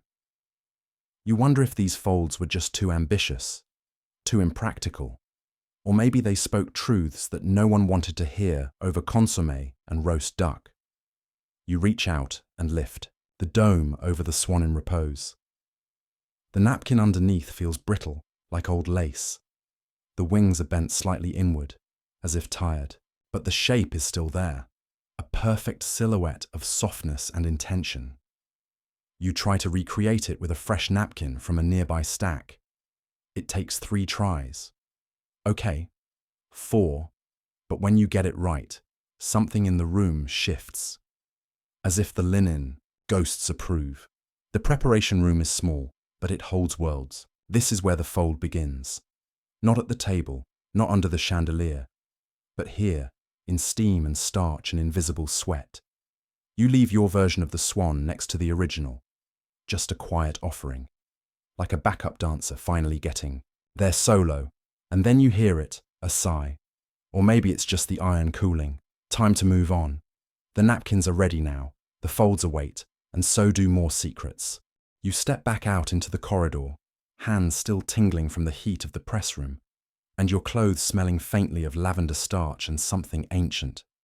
The air feels lighter now, like you've passed some invisible test. Down another hallway, this one lit by a row of glass sconces that hum like they're about to whisper something rude. You find a door you didn't notice before. It reads, Staff Training Quarters, Authorized Personnel Only. Perfect. You push through, and it's like stepping into a dream halfway through the second act. The room isn't just a classroom, it's a training theatre, a low-lit amphitheatre of long tables and worn velvet chairs, all angled toward a central demonstration stage.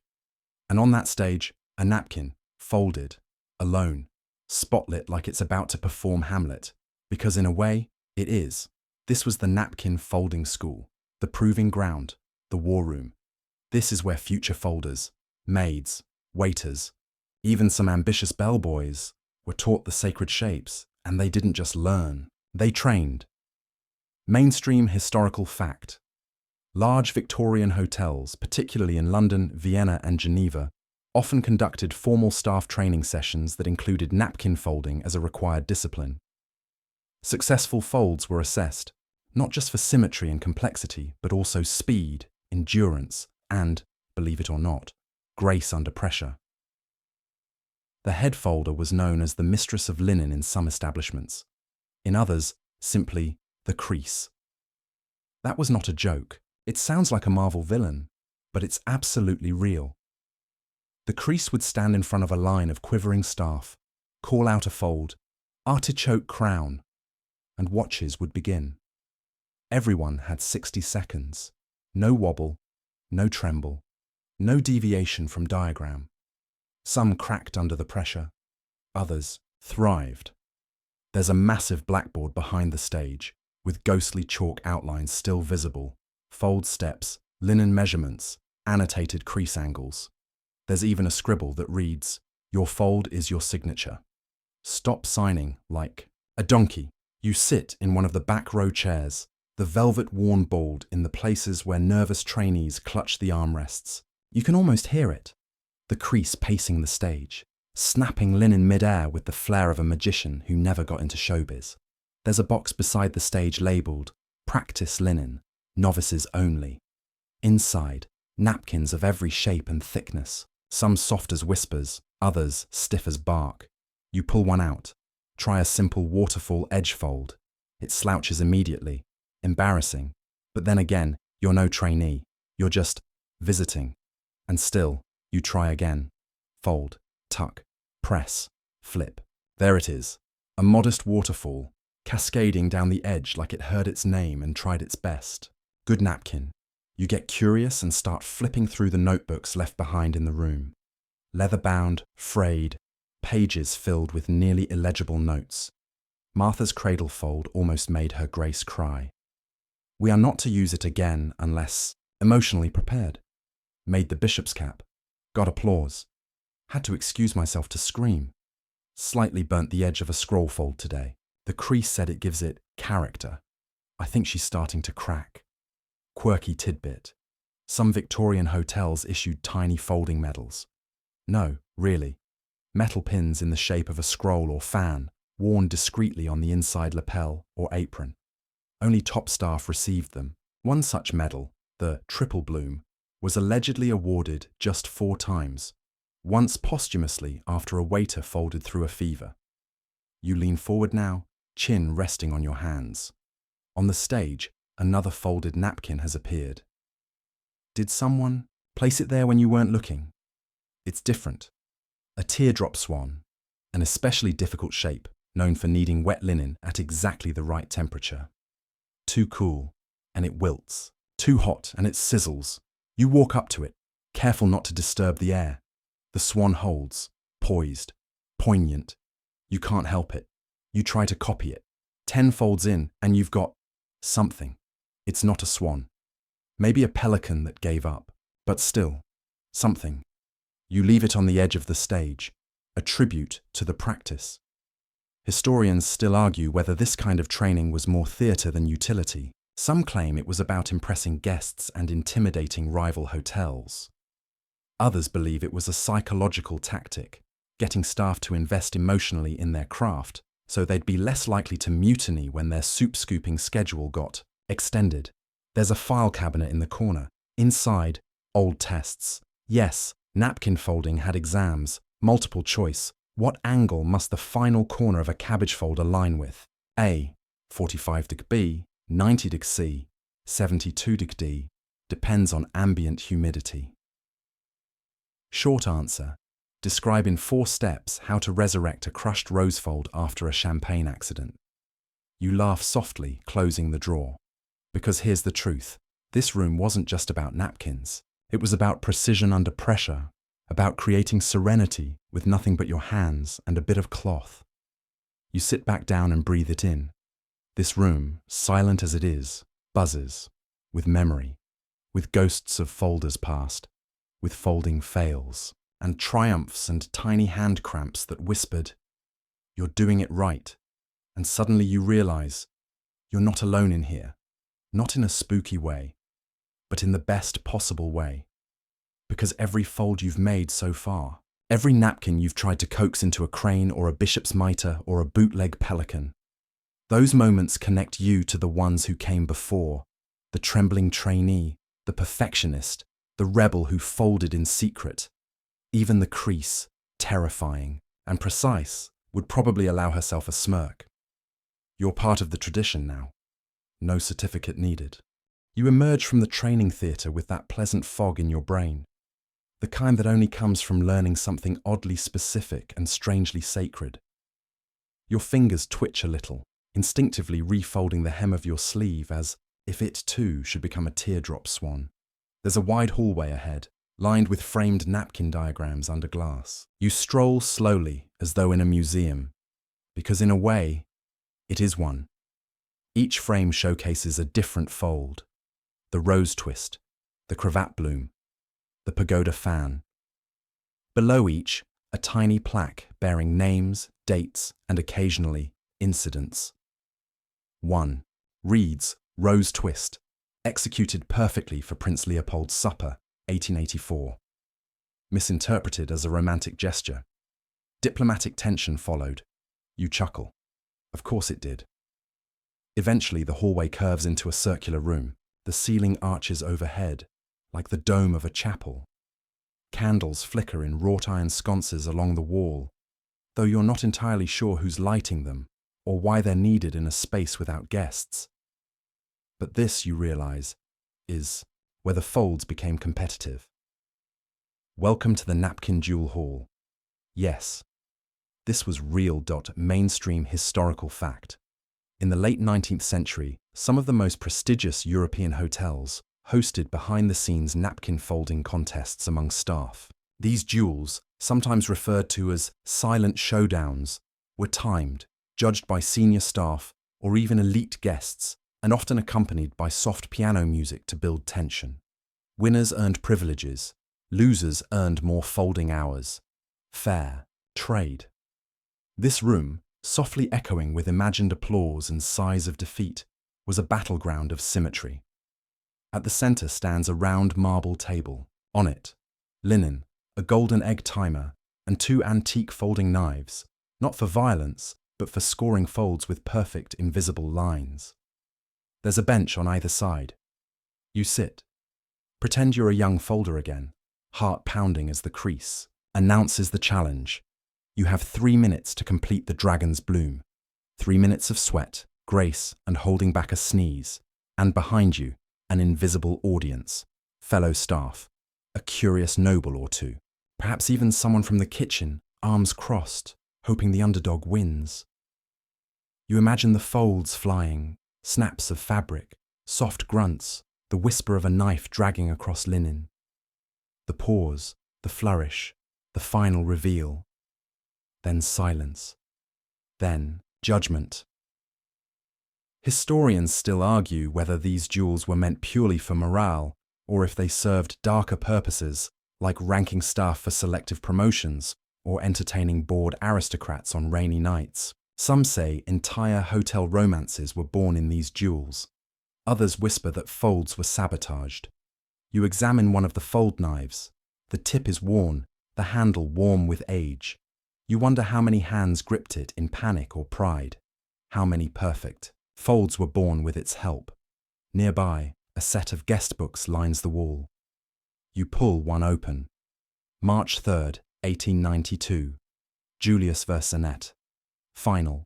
Candelabra Swan. Julius's collapsed mid-fold. The room gasped. Annette won with a smile and an eyebrow lift. Legendary May 12th, 1888. Unscheduled duel. Alfredo challenged the crease. Attempted double bishop fold. Alfredo fainted after crease 2. No one spoke of it again. And this one. August 30th, 1895. Group challenge.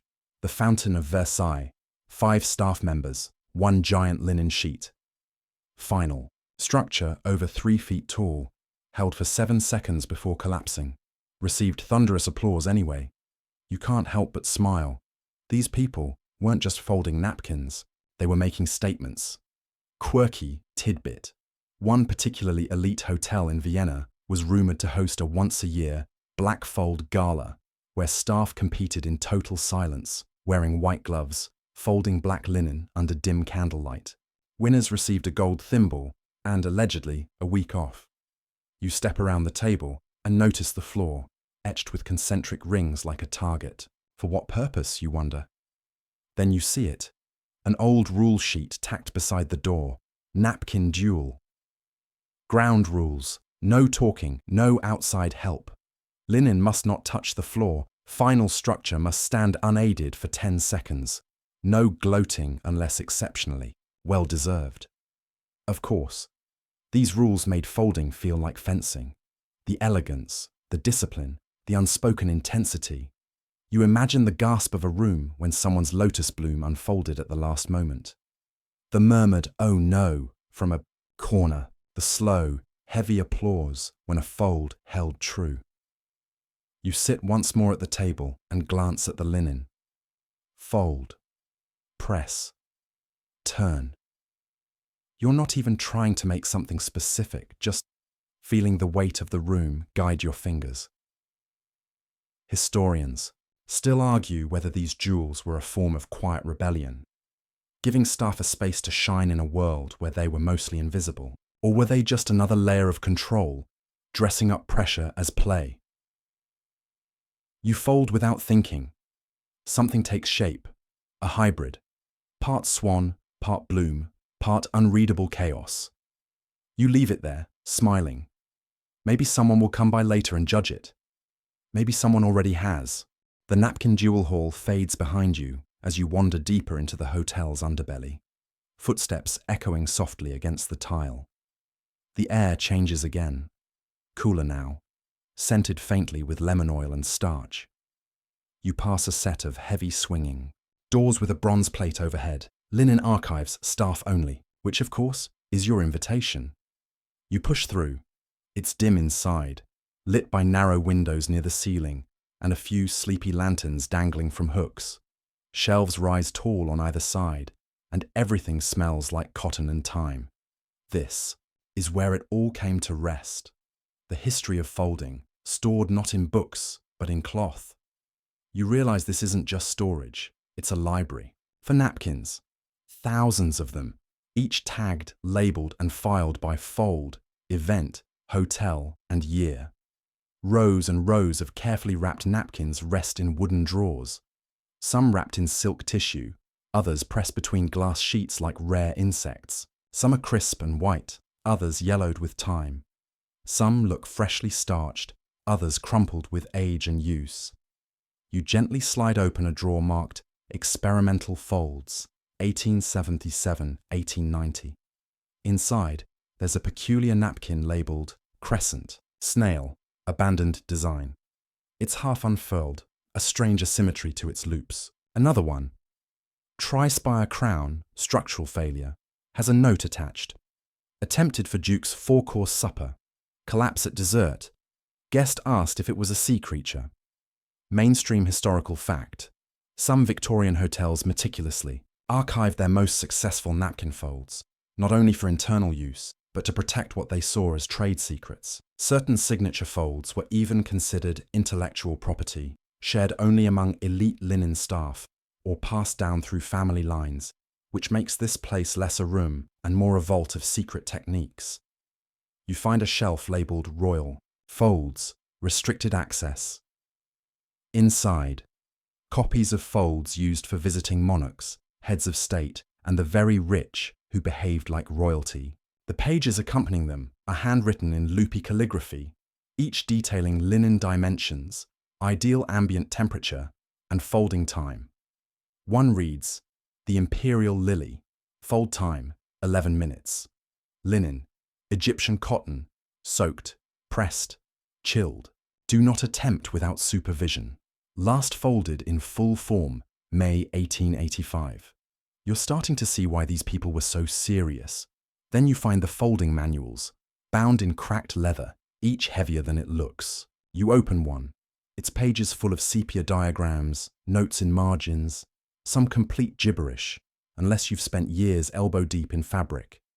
One diagram has 27 steps. Another starts by instructing the folder to tame the corners. That's either poetic or a red flag. You stumble on a particularly strange find, a napkin folded and stored in a bell jar. Its tag reads, "The Veiled Rose, Contested Authorship," and beneath it, historians still argue whether this fold was invented by Marietta Fields, Windsor Hotel, 1882, or stolen from a travelling magician who left no name. Naturally, you lift the jar lid, carefully, and study it. The fold is stunning. Layered petals tucked under themselves, as if the napkin bloomed while you weren't looking.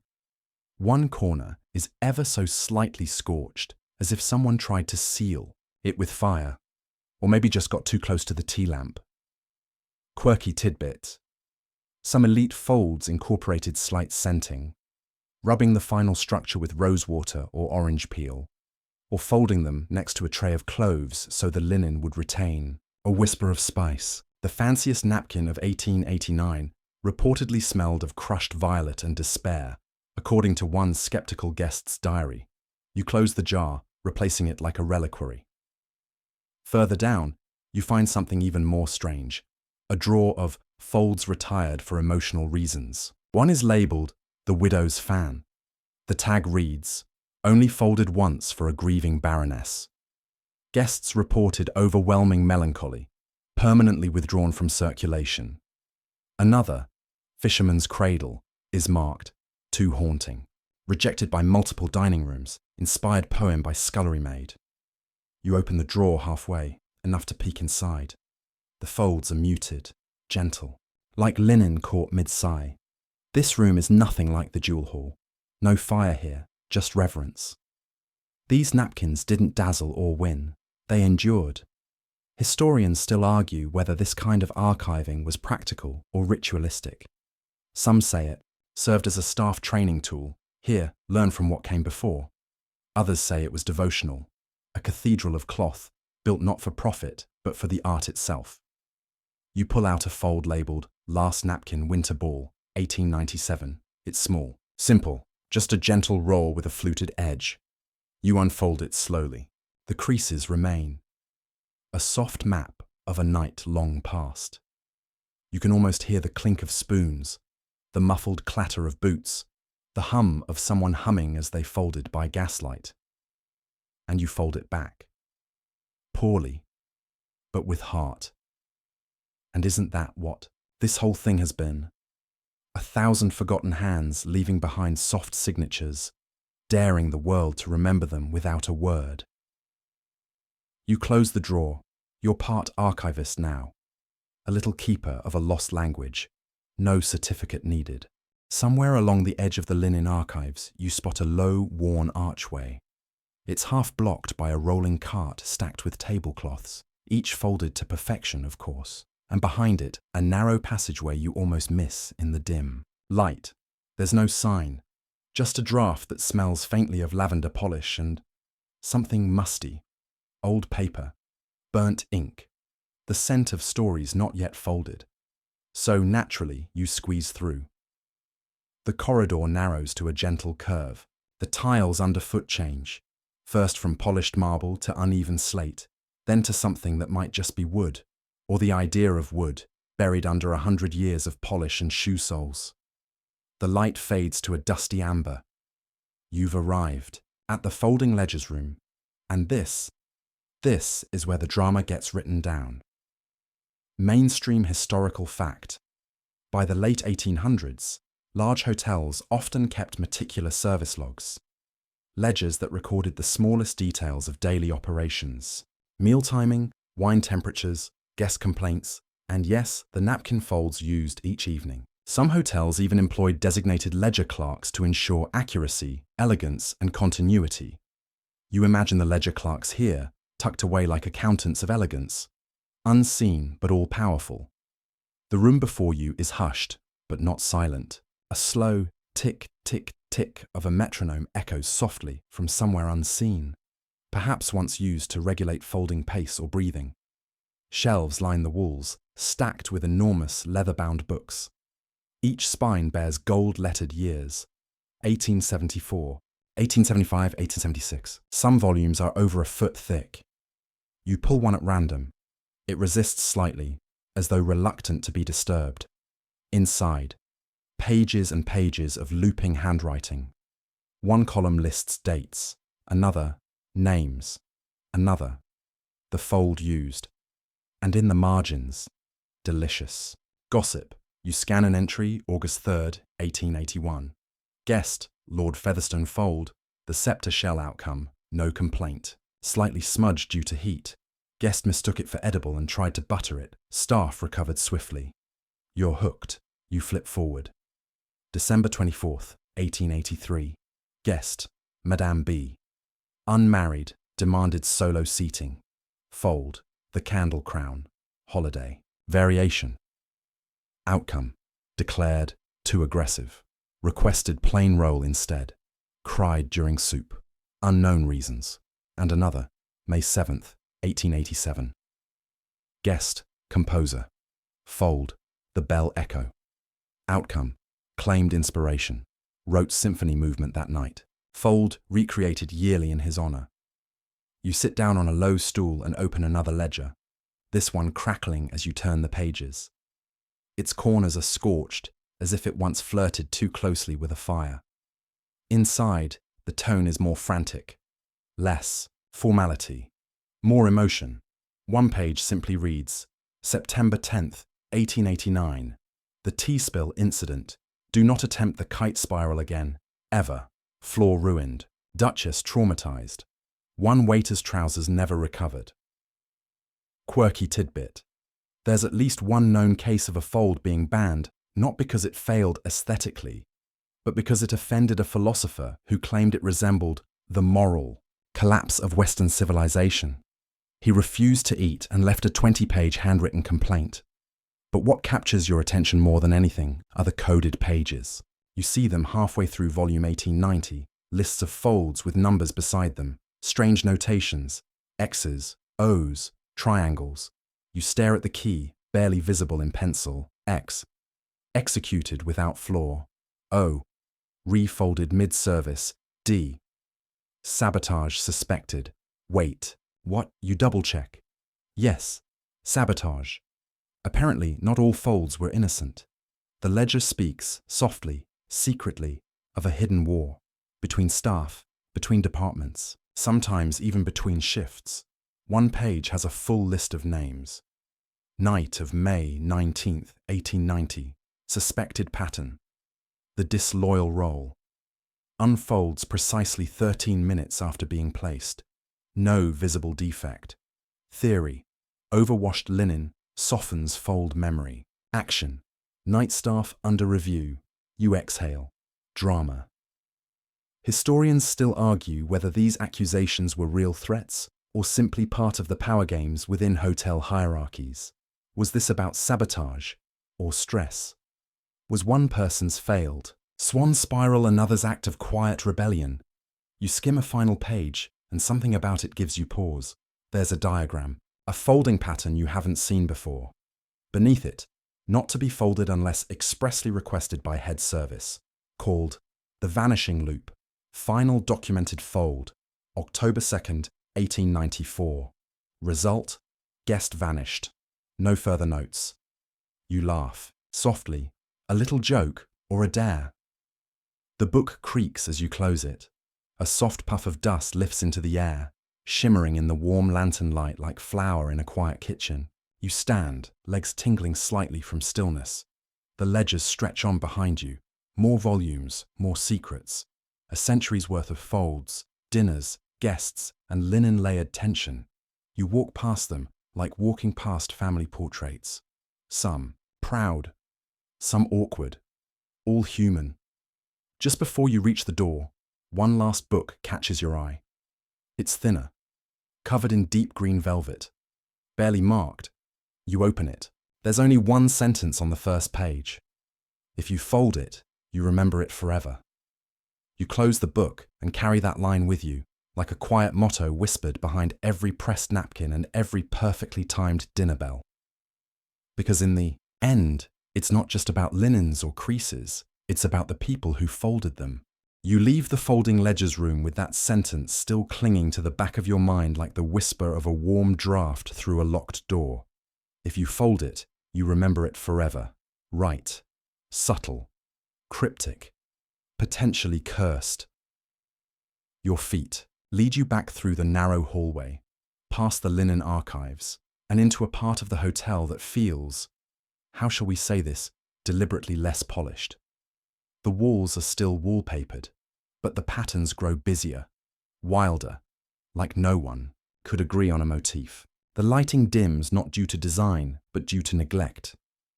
You've arrived at the folding gossip gallery. It isn't marked as such. In fact, there's no sign at all. But something about the low, humming energy of the space tells you you've entered. The part of the hotel that doesn't make the tours. This is where the stories live. Not the official folds or ledgers. These are the whispered accounts, passed from maid to maid, steward to steward, like sacred incantations over late-night tea and half-crushed biscuits.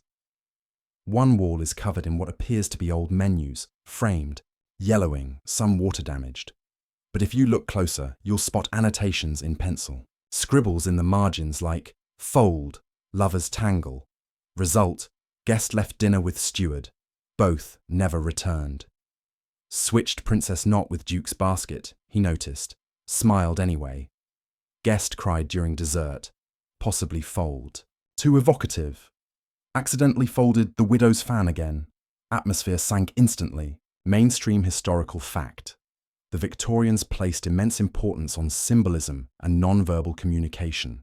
Fans, flowers, and even folded linens were believed to convey emotions or intentions. Some well-heeled guests were thought to interpret napkin folds as private messages from staff or management. You find a cracked mirror nearby with writing scratched faintly into its corner. The triangle always means he's lying. Of course it does. There's a velvet pinboard on the far wall filled with fabric scraps. Linen in shades of eggshell, ecru, champagne, ghost white, and a suspicious pink called rosé fog. Each pinned scrap is labelled with names, fold titles, guest initials and dates, and gossip. You get close enough to read a few. The Silent Peacock. GH said it mimicked her mother-in-law. Fold banned from table 3. Staircase to regret. Folded only once for a marriage proposal. She said no. Fold never attempted again. Napkin of mistaken identity. Guest believed it resembled the family crest of his rival. Dramatic toast followed. Glass broken. The beheaded bishop. Fold resembled clergy hat, accidentally set on fire by candle. Seen as omen. Entire table left early. Quirky tidbit.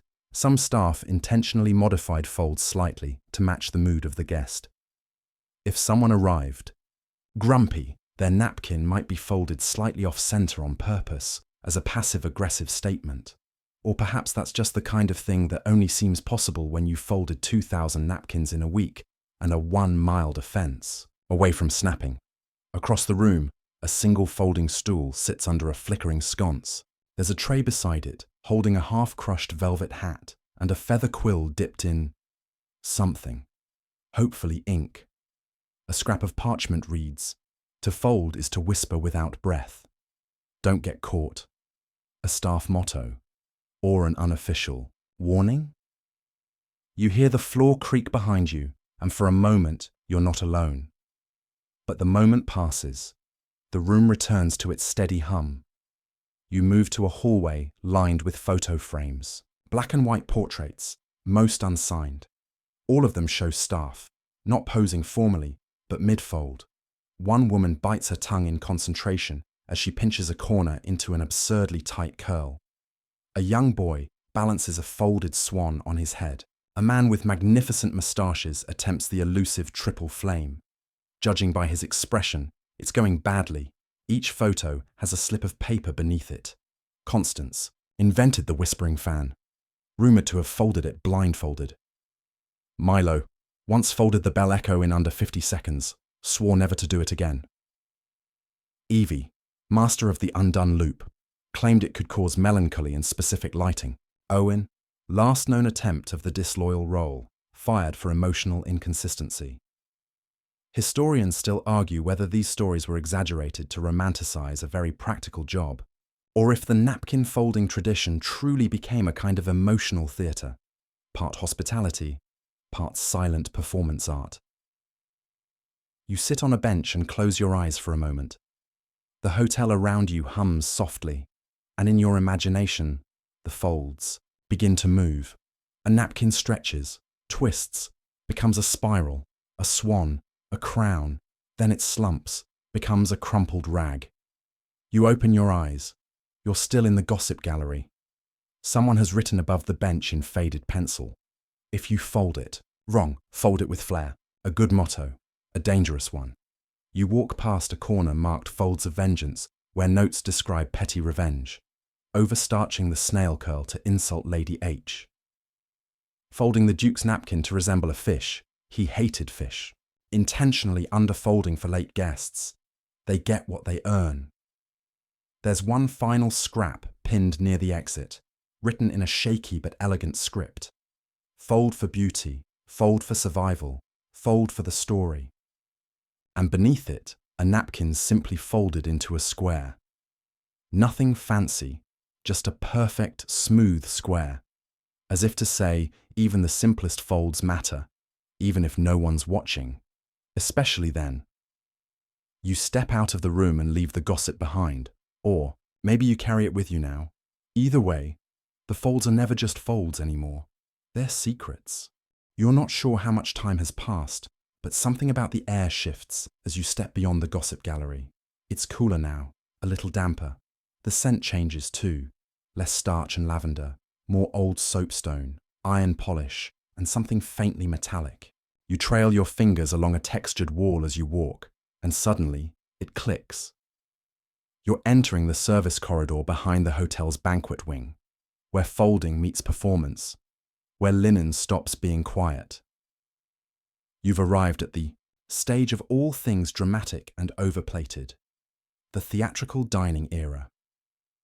The corridor opens abruptly into a vast room, far too large for how tucked away it felt. Overhead, faded chandeliers dangle like elaborate spiders, and a dozen long dining tables lie in various stages of setup. Folded napkins mark each place setting, but not one is repeated. It's like walking into a gallery of linen sculptures, swans and towers, pyramids and florals, fans, birds, and even what looks suspiciously like a spiral narwhal. You wander among the tables slowly. Here, folding is no longer subtle elegance. This is performance. Mainstream historical fact. The late Victorian era saw an explosion of dining pageantry, especially among hotels competing for elite guests. Multi-course meals could span hours, and tablescapes became spectacles. Elaborate candelabras, ice sculptures, and, yes, napkins folded into scenes that matched the theme of the evening. Entire folding staff were hired not just for skill, but for creativity. You stop in front of a napkin folded into what is clearly a miniature hot air balloon, tied with a tiny silk string. You blink, and there's a label next to it, Balloon Ascension. Dinner, 1898, held to honor the first successful gas lift test over Bath. All folds were hot air themed. One caught fire. No casualties, only mild panic. Quirky tidbit. One hotel in Sussex reportedly developed an entire menu based on the fold, naming dishes after the linen centerpiece. The crimson tulip fold accompanied a lamb dish with rosewater glaze. The sea urchin blossom arrived before oysters. A guest once requested the fold be edible. The kitchen tried. You sit down briefly at a table labelled the carousel arrangement. Each plate has a folded horse. Mid-gallop, there's a central piece, 12 napkins wound together, mimicking a turning wheel. The craftsmanship is intense, but it's not just about appearances. You start to notice signs of subtle choreography. Each table is arranged like a scene. One replicates a Victorian garden with napkin-folded vines. Another mimics the layout of a grand piano. One is nautical, the folds shaped like waves, sails, and fish. You approach an information board tucked behind the tallest table. The 1895 masquerade menu. Folds rotated mid-meal. Guests received. Coded fold masks. Fold themes matched music. Nocturnes, waltzes, fugues. Final fold revealed dessert, and in some cases, surprise engagements. Wait. Napkin folds, used to deliver emotional cues. You read on. The overture fan was used to suggest excitement. The sleeping lily signaled rest between courses. The twilight urchin, a mystery. Some say it meant nothing. Others believed it was a gentle way to suggest you'd overstayed. You chuckle, and then stumble across a notation. Note, from head folder September 1896. Guests no longer shocked by swan crown. Must escalate, considering full linen diorama. Risks, instability, emotional overload. You wander into a side chamber, a training space by the looks of it. There's a series of mannequins seated at mock dining tables, heads bowed as if sleeping. You spot practice folds strewn across the floor, some with red ink marks labelled retry or stiff, or in one brutal case, are you even trying? Tacked to the wall is a series of diagrams showing the 5 levels of theatrical folding. Functional. Neat and precise, no distractions, elegant, folded with grace. Minor flair evocative, suggests an emotion or theme narrative, tells a story through sequence transcendent, induces emotional uplift, but risks table disarray. Historians still argue whether that last level was real or a long-running. Staff joke to haze new folders. Transcendent folding appears in only 3 known documents and always with suspicious footnotes. One such footnote reads, "The transcendent fold must not touch fire, direct wine, or be executed after midnight." That seems like reasonable advice for a napkin or a gremlin. You linger at one final table, a reproduction of the infamous mirror dinner of 1897, where each guest's napkin was folded into a reflection of their profession, status, or perceived personality. Banker, folded into a purse. Writer, scroll. Painter, easel. Magician, fold that disappeared when touched. According to a side note, one guest's fold was blank. They cried. The staff never repeated the mirror theme again. You step back from the tables, your footsteps soft on the velvet floor. This isn't just dinner. It's a theatrical experience, a kind of table ballet, and napkins. They were the overture. They were the silent dialogue between host and guest, a gentle bow, a nudge, a folded whisper. You take one last walk through the banquet room and realize there's no music, but you feel the rhythm. A line of napkins folded like piano keys, a row shaped like swans in flight, a single fold on a table in the corner, unfussy, clean, symmetrical, a return to stillness, like a final curtain call. You bow slightly to it because why not? It's earned it. You shuffle out of the banquet wing with a kind of quiet reverence, like you've just left a concert where no one applauded because they were too stunned to remember how. The air is warmer again now, tinged with something buttery and familiar. You follow the scent like a cartoon character floating nose first toward a pie on a windowsill. Welcome to the kitchen wing, where napkin folding enters its most chaotic phase. Now, we're not talking about the part of the kitchen where they flame, creme brulee or shave truffles onto plates while whispering about Michelin stars. No, this is below that, deeper, a sublevel, possibly a dimension. This is the emergency fold pantry. It was never on any blueprint. It's too small, too oddly shaped, too practical to have been designed. You only find it because a door swings slightly ajar just as you pass, probably stirred by the heat of the kitchen above, and a waft of flowery linen scent pulls you in.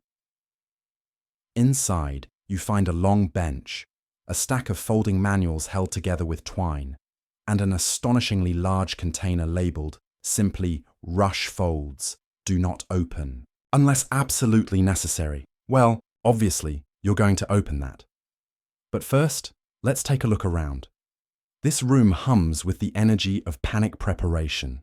Napkin practice dummies sit in rows like students who just failed an exam.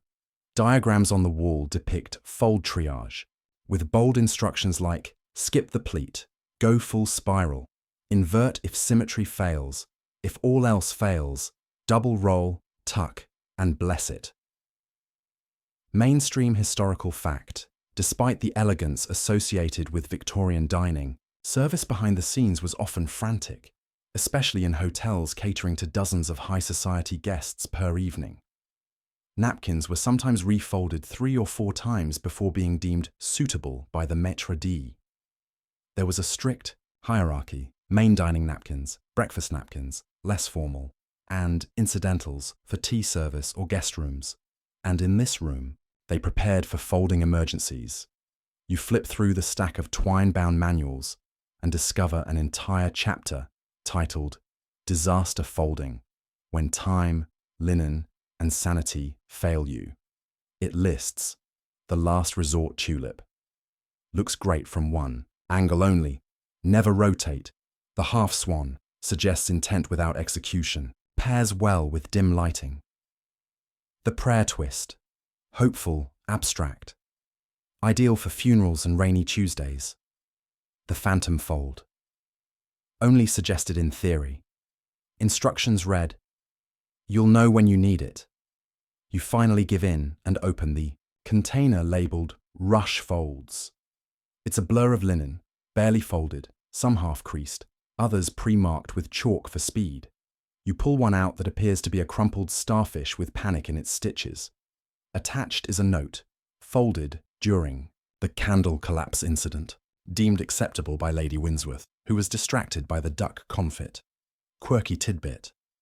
In at least one verified incident, a head folder was so overworked during a royal luncheon that they had their napkins pre-folded by the pastry chef, who had no folding experience but very neat hands. The resulting folds were praised for their avant-garde asymmetry. No one ever told the truth. A chalkboard on the far wall outlines folding time trials.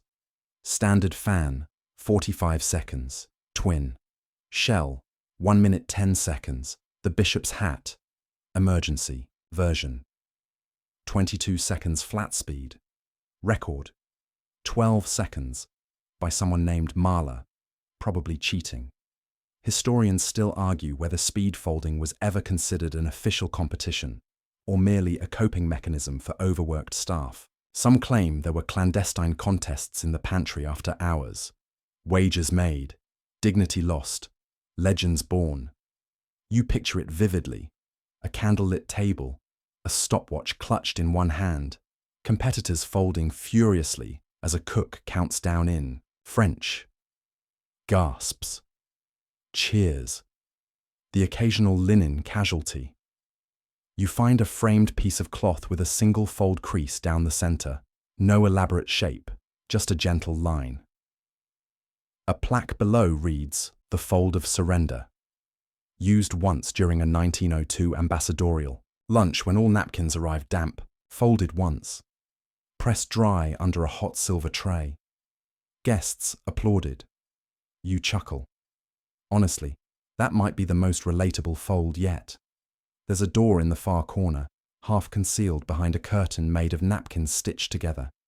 You push through and find yourself in what can only be described as a napkin infirmary. Linen hangs on lines above you, like laundry in a Venetian alley. Some are soaking in lavender water. Others are pinned to boards with notes like, recovering from, wine stain, be gentle, too stiff, soaking in kindness. Attempted a failed peacock, needs time. There's a sense of quiet dignity here. These weren't just tools, these were cast members in a nightly performance. And when they broke, they were mended, not discarded. You rest your hand on one particularly soft square, labelled retired after 104 successful swans. It feels warm, maybe from the light, maybe from memory. You exit through the far wall, because of course the folding pantry has a secret exit, and return to the hotel's main path, a little wiser, a little softer, slightly more afraid of folding, competitions. The emergency folds may not have been beautiful, but they were honest, and sometimes that's all you can ask for. The passage curves again. How many corridors have you followed by now? You've stopped counting. They all feel stitched together by some secret cartographer with a penchant for labyrinths and linen lore. This one is different, though. Softer, underfoot. There's a faint creaking sound above, like someone tiptoeing across the ceiling in velvet slippers. Then you notice it. The walls here are padded, not for safety, but for sound. You've entered the hush-filled realm of napkin folding competitions.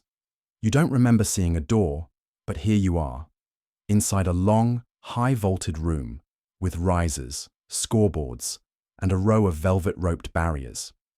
At first, you think it might be a small auditorium, but then your eyes land on the central tables, and everything clicks. This is where they folded under pressure. Not for guests, not for nobles, for glory. Mainstream historical fact. While never officially recorded as a mainstream sport, folding, competitions were common in elite Victorian hotel training schools and internal staff events. They served as both entertainment and recruitment tools. Contenders were judged not only on speed and symmetry, but also posture, facial serenity, and emotional resonance of the finished fold. You approach a display labelled First Annual Linen Games, 1893. Below it, a roster of participants. Marla, yes, that Marla, is listed in bold ink, next to the phrase, known for blistering tempo and feral grace. There's a diagram of the competition structure. Round 1, fan fold with hidden twist. Round 2, swan blindfolded, judged by touch alone. Round 3, guest's choice. Folders were handed a random word and had to fold a napkin to evoke it.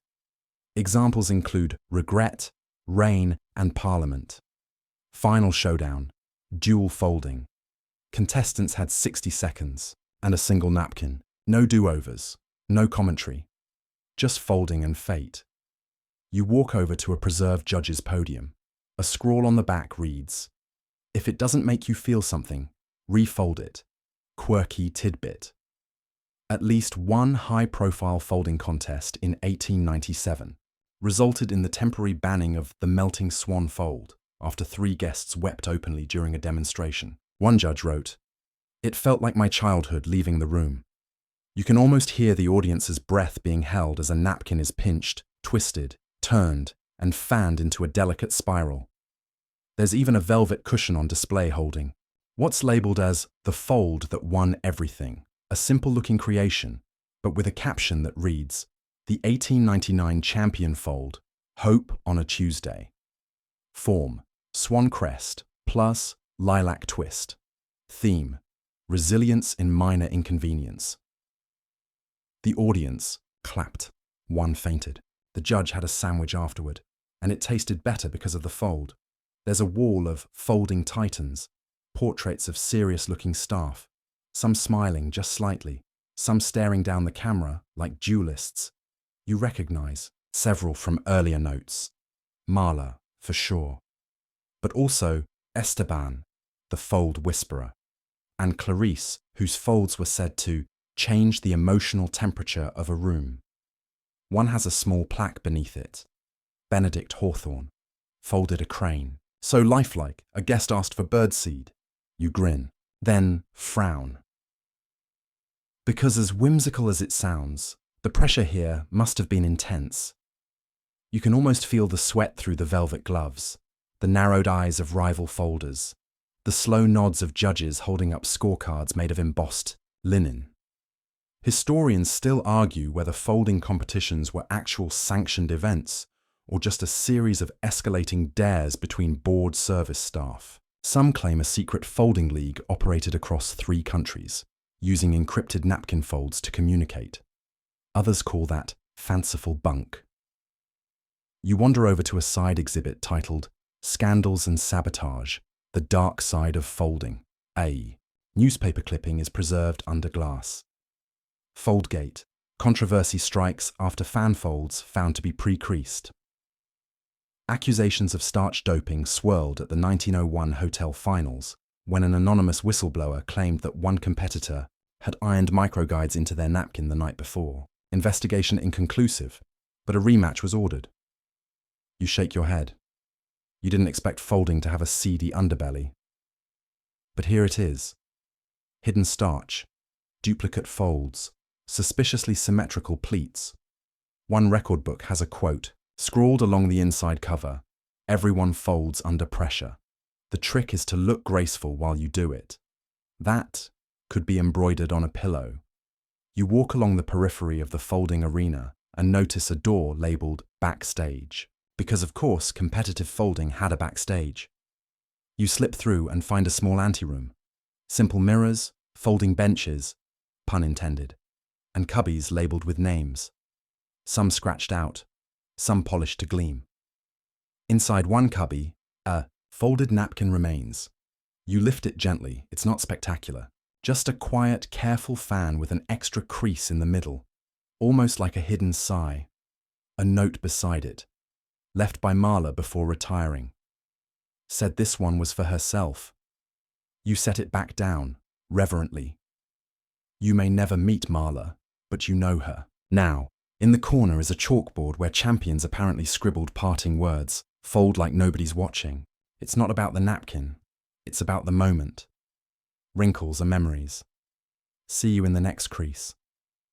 You leave slowly, resisting the urge to bow to the room. You don't want to disturb it. The echo of competition still lingers, in the air. The quiet rustle of linen. The snap of a victorious fold. The whisper of applause no one quite remembers hearing. You carry that silence with you as you move on. After all, folding might be an art. But sometimes, it was also a battle. You walk in silence for a while, your footsteps soft against the carpet, still feeling the reverberations of the folding arena. There's something different in the air now. Quieter. Not just quiet like before. Peaceful. Like the hotel itself is exhaling. You follow a staircase that spirals downward, but softly, as if it doesn't want to disturb the rooms above. It smells like starch and lavender and thyme. The banister is polished smooth by hands that probably folded thousands of napkins before yours ever touched one. And then, like turning a corner in your own memory, you step into a room so still it feels like it's asleep. This is the Retired Folds Gallery. You weren't expecting it, but here it is, an archive, a sanctuary, a linen museum of sorts. Every display is a tiny shrine. Soft lights halo over each napkin, resting behind glass or on padded velvet cushions, each accompanied by a brass plaque and an unnerving sense of reverence. It feels like a chapel. Mainstream historical fact. Some grand hotels, particularly in London and Vienna, were known to preserve iconic napkin folds associated with landmark events, state visits, royal birthdays, treaty signings. These folds, once retired, were often stored or recreated under strict conditions, sometimes by the very folder who had made them originally. You move slowly past the first case. It holds an elegantly faded bishop's hat. The plaque reads, "Used," during the signing dinner of the 1904 trade accord between Britain and France, folded by head server Thomas Ellingsworth.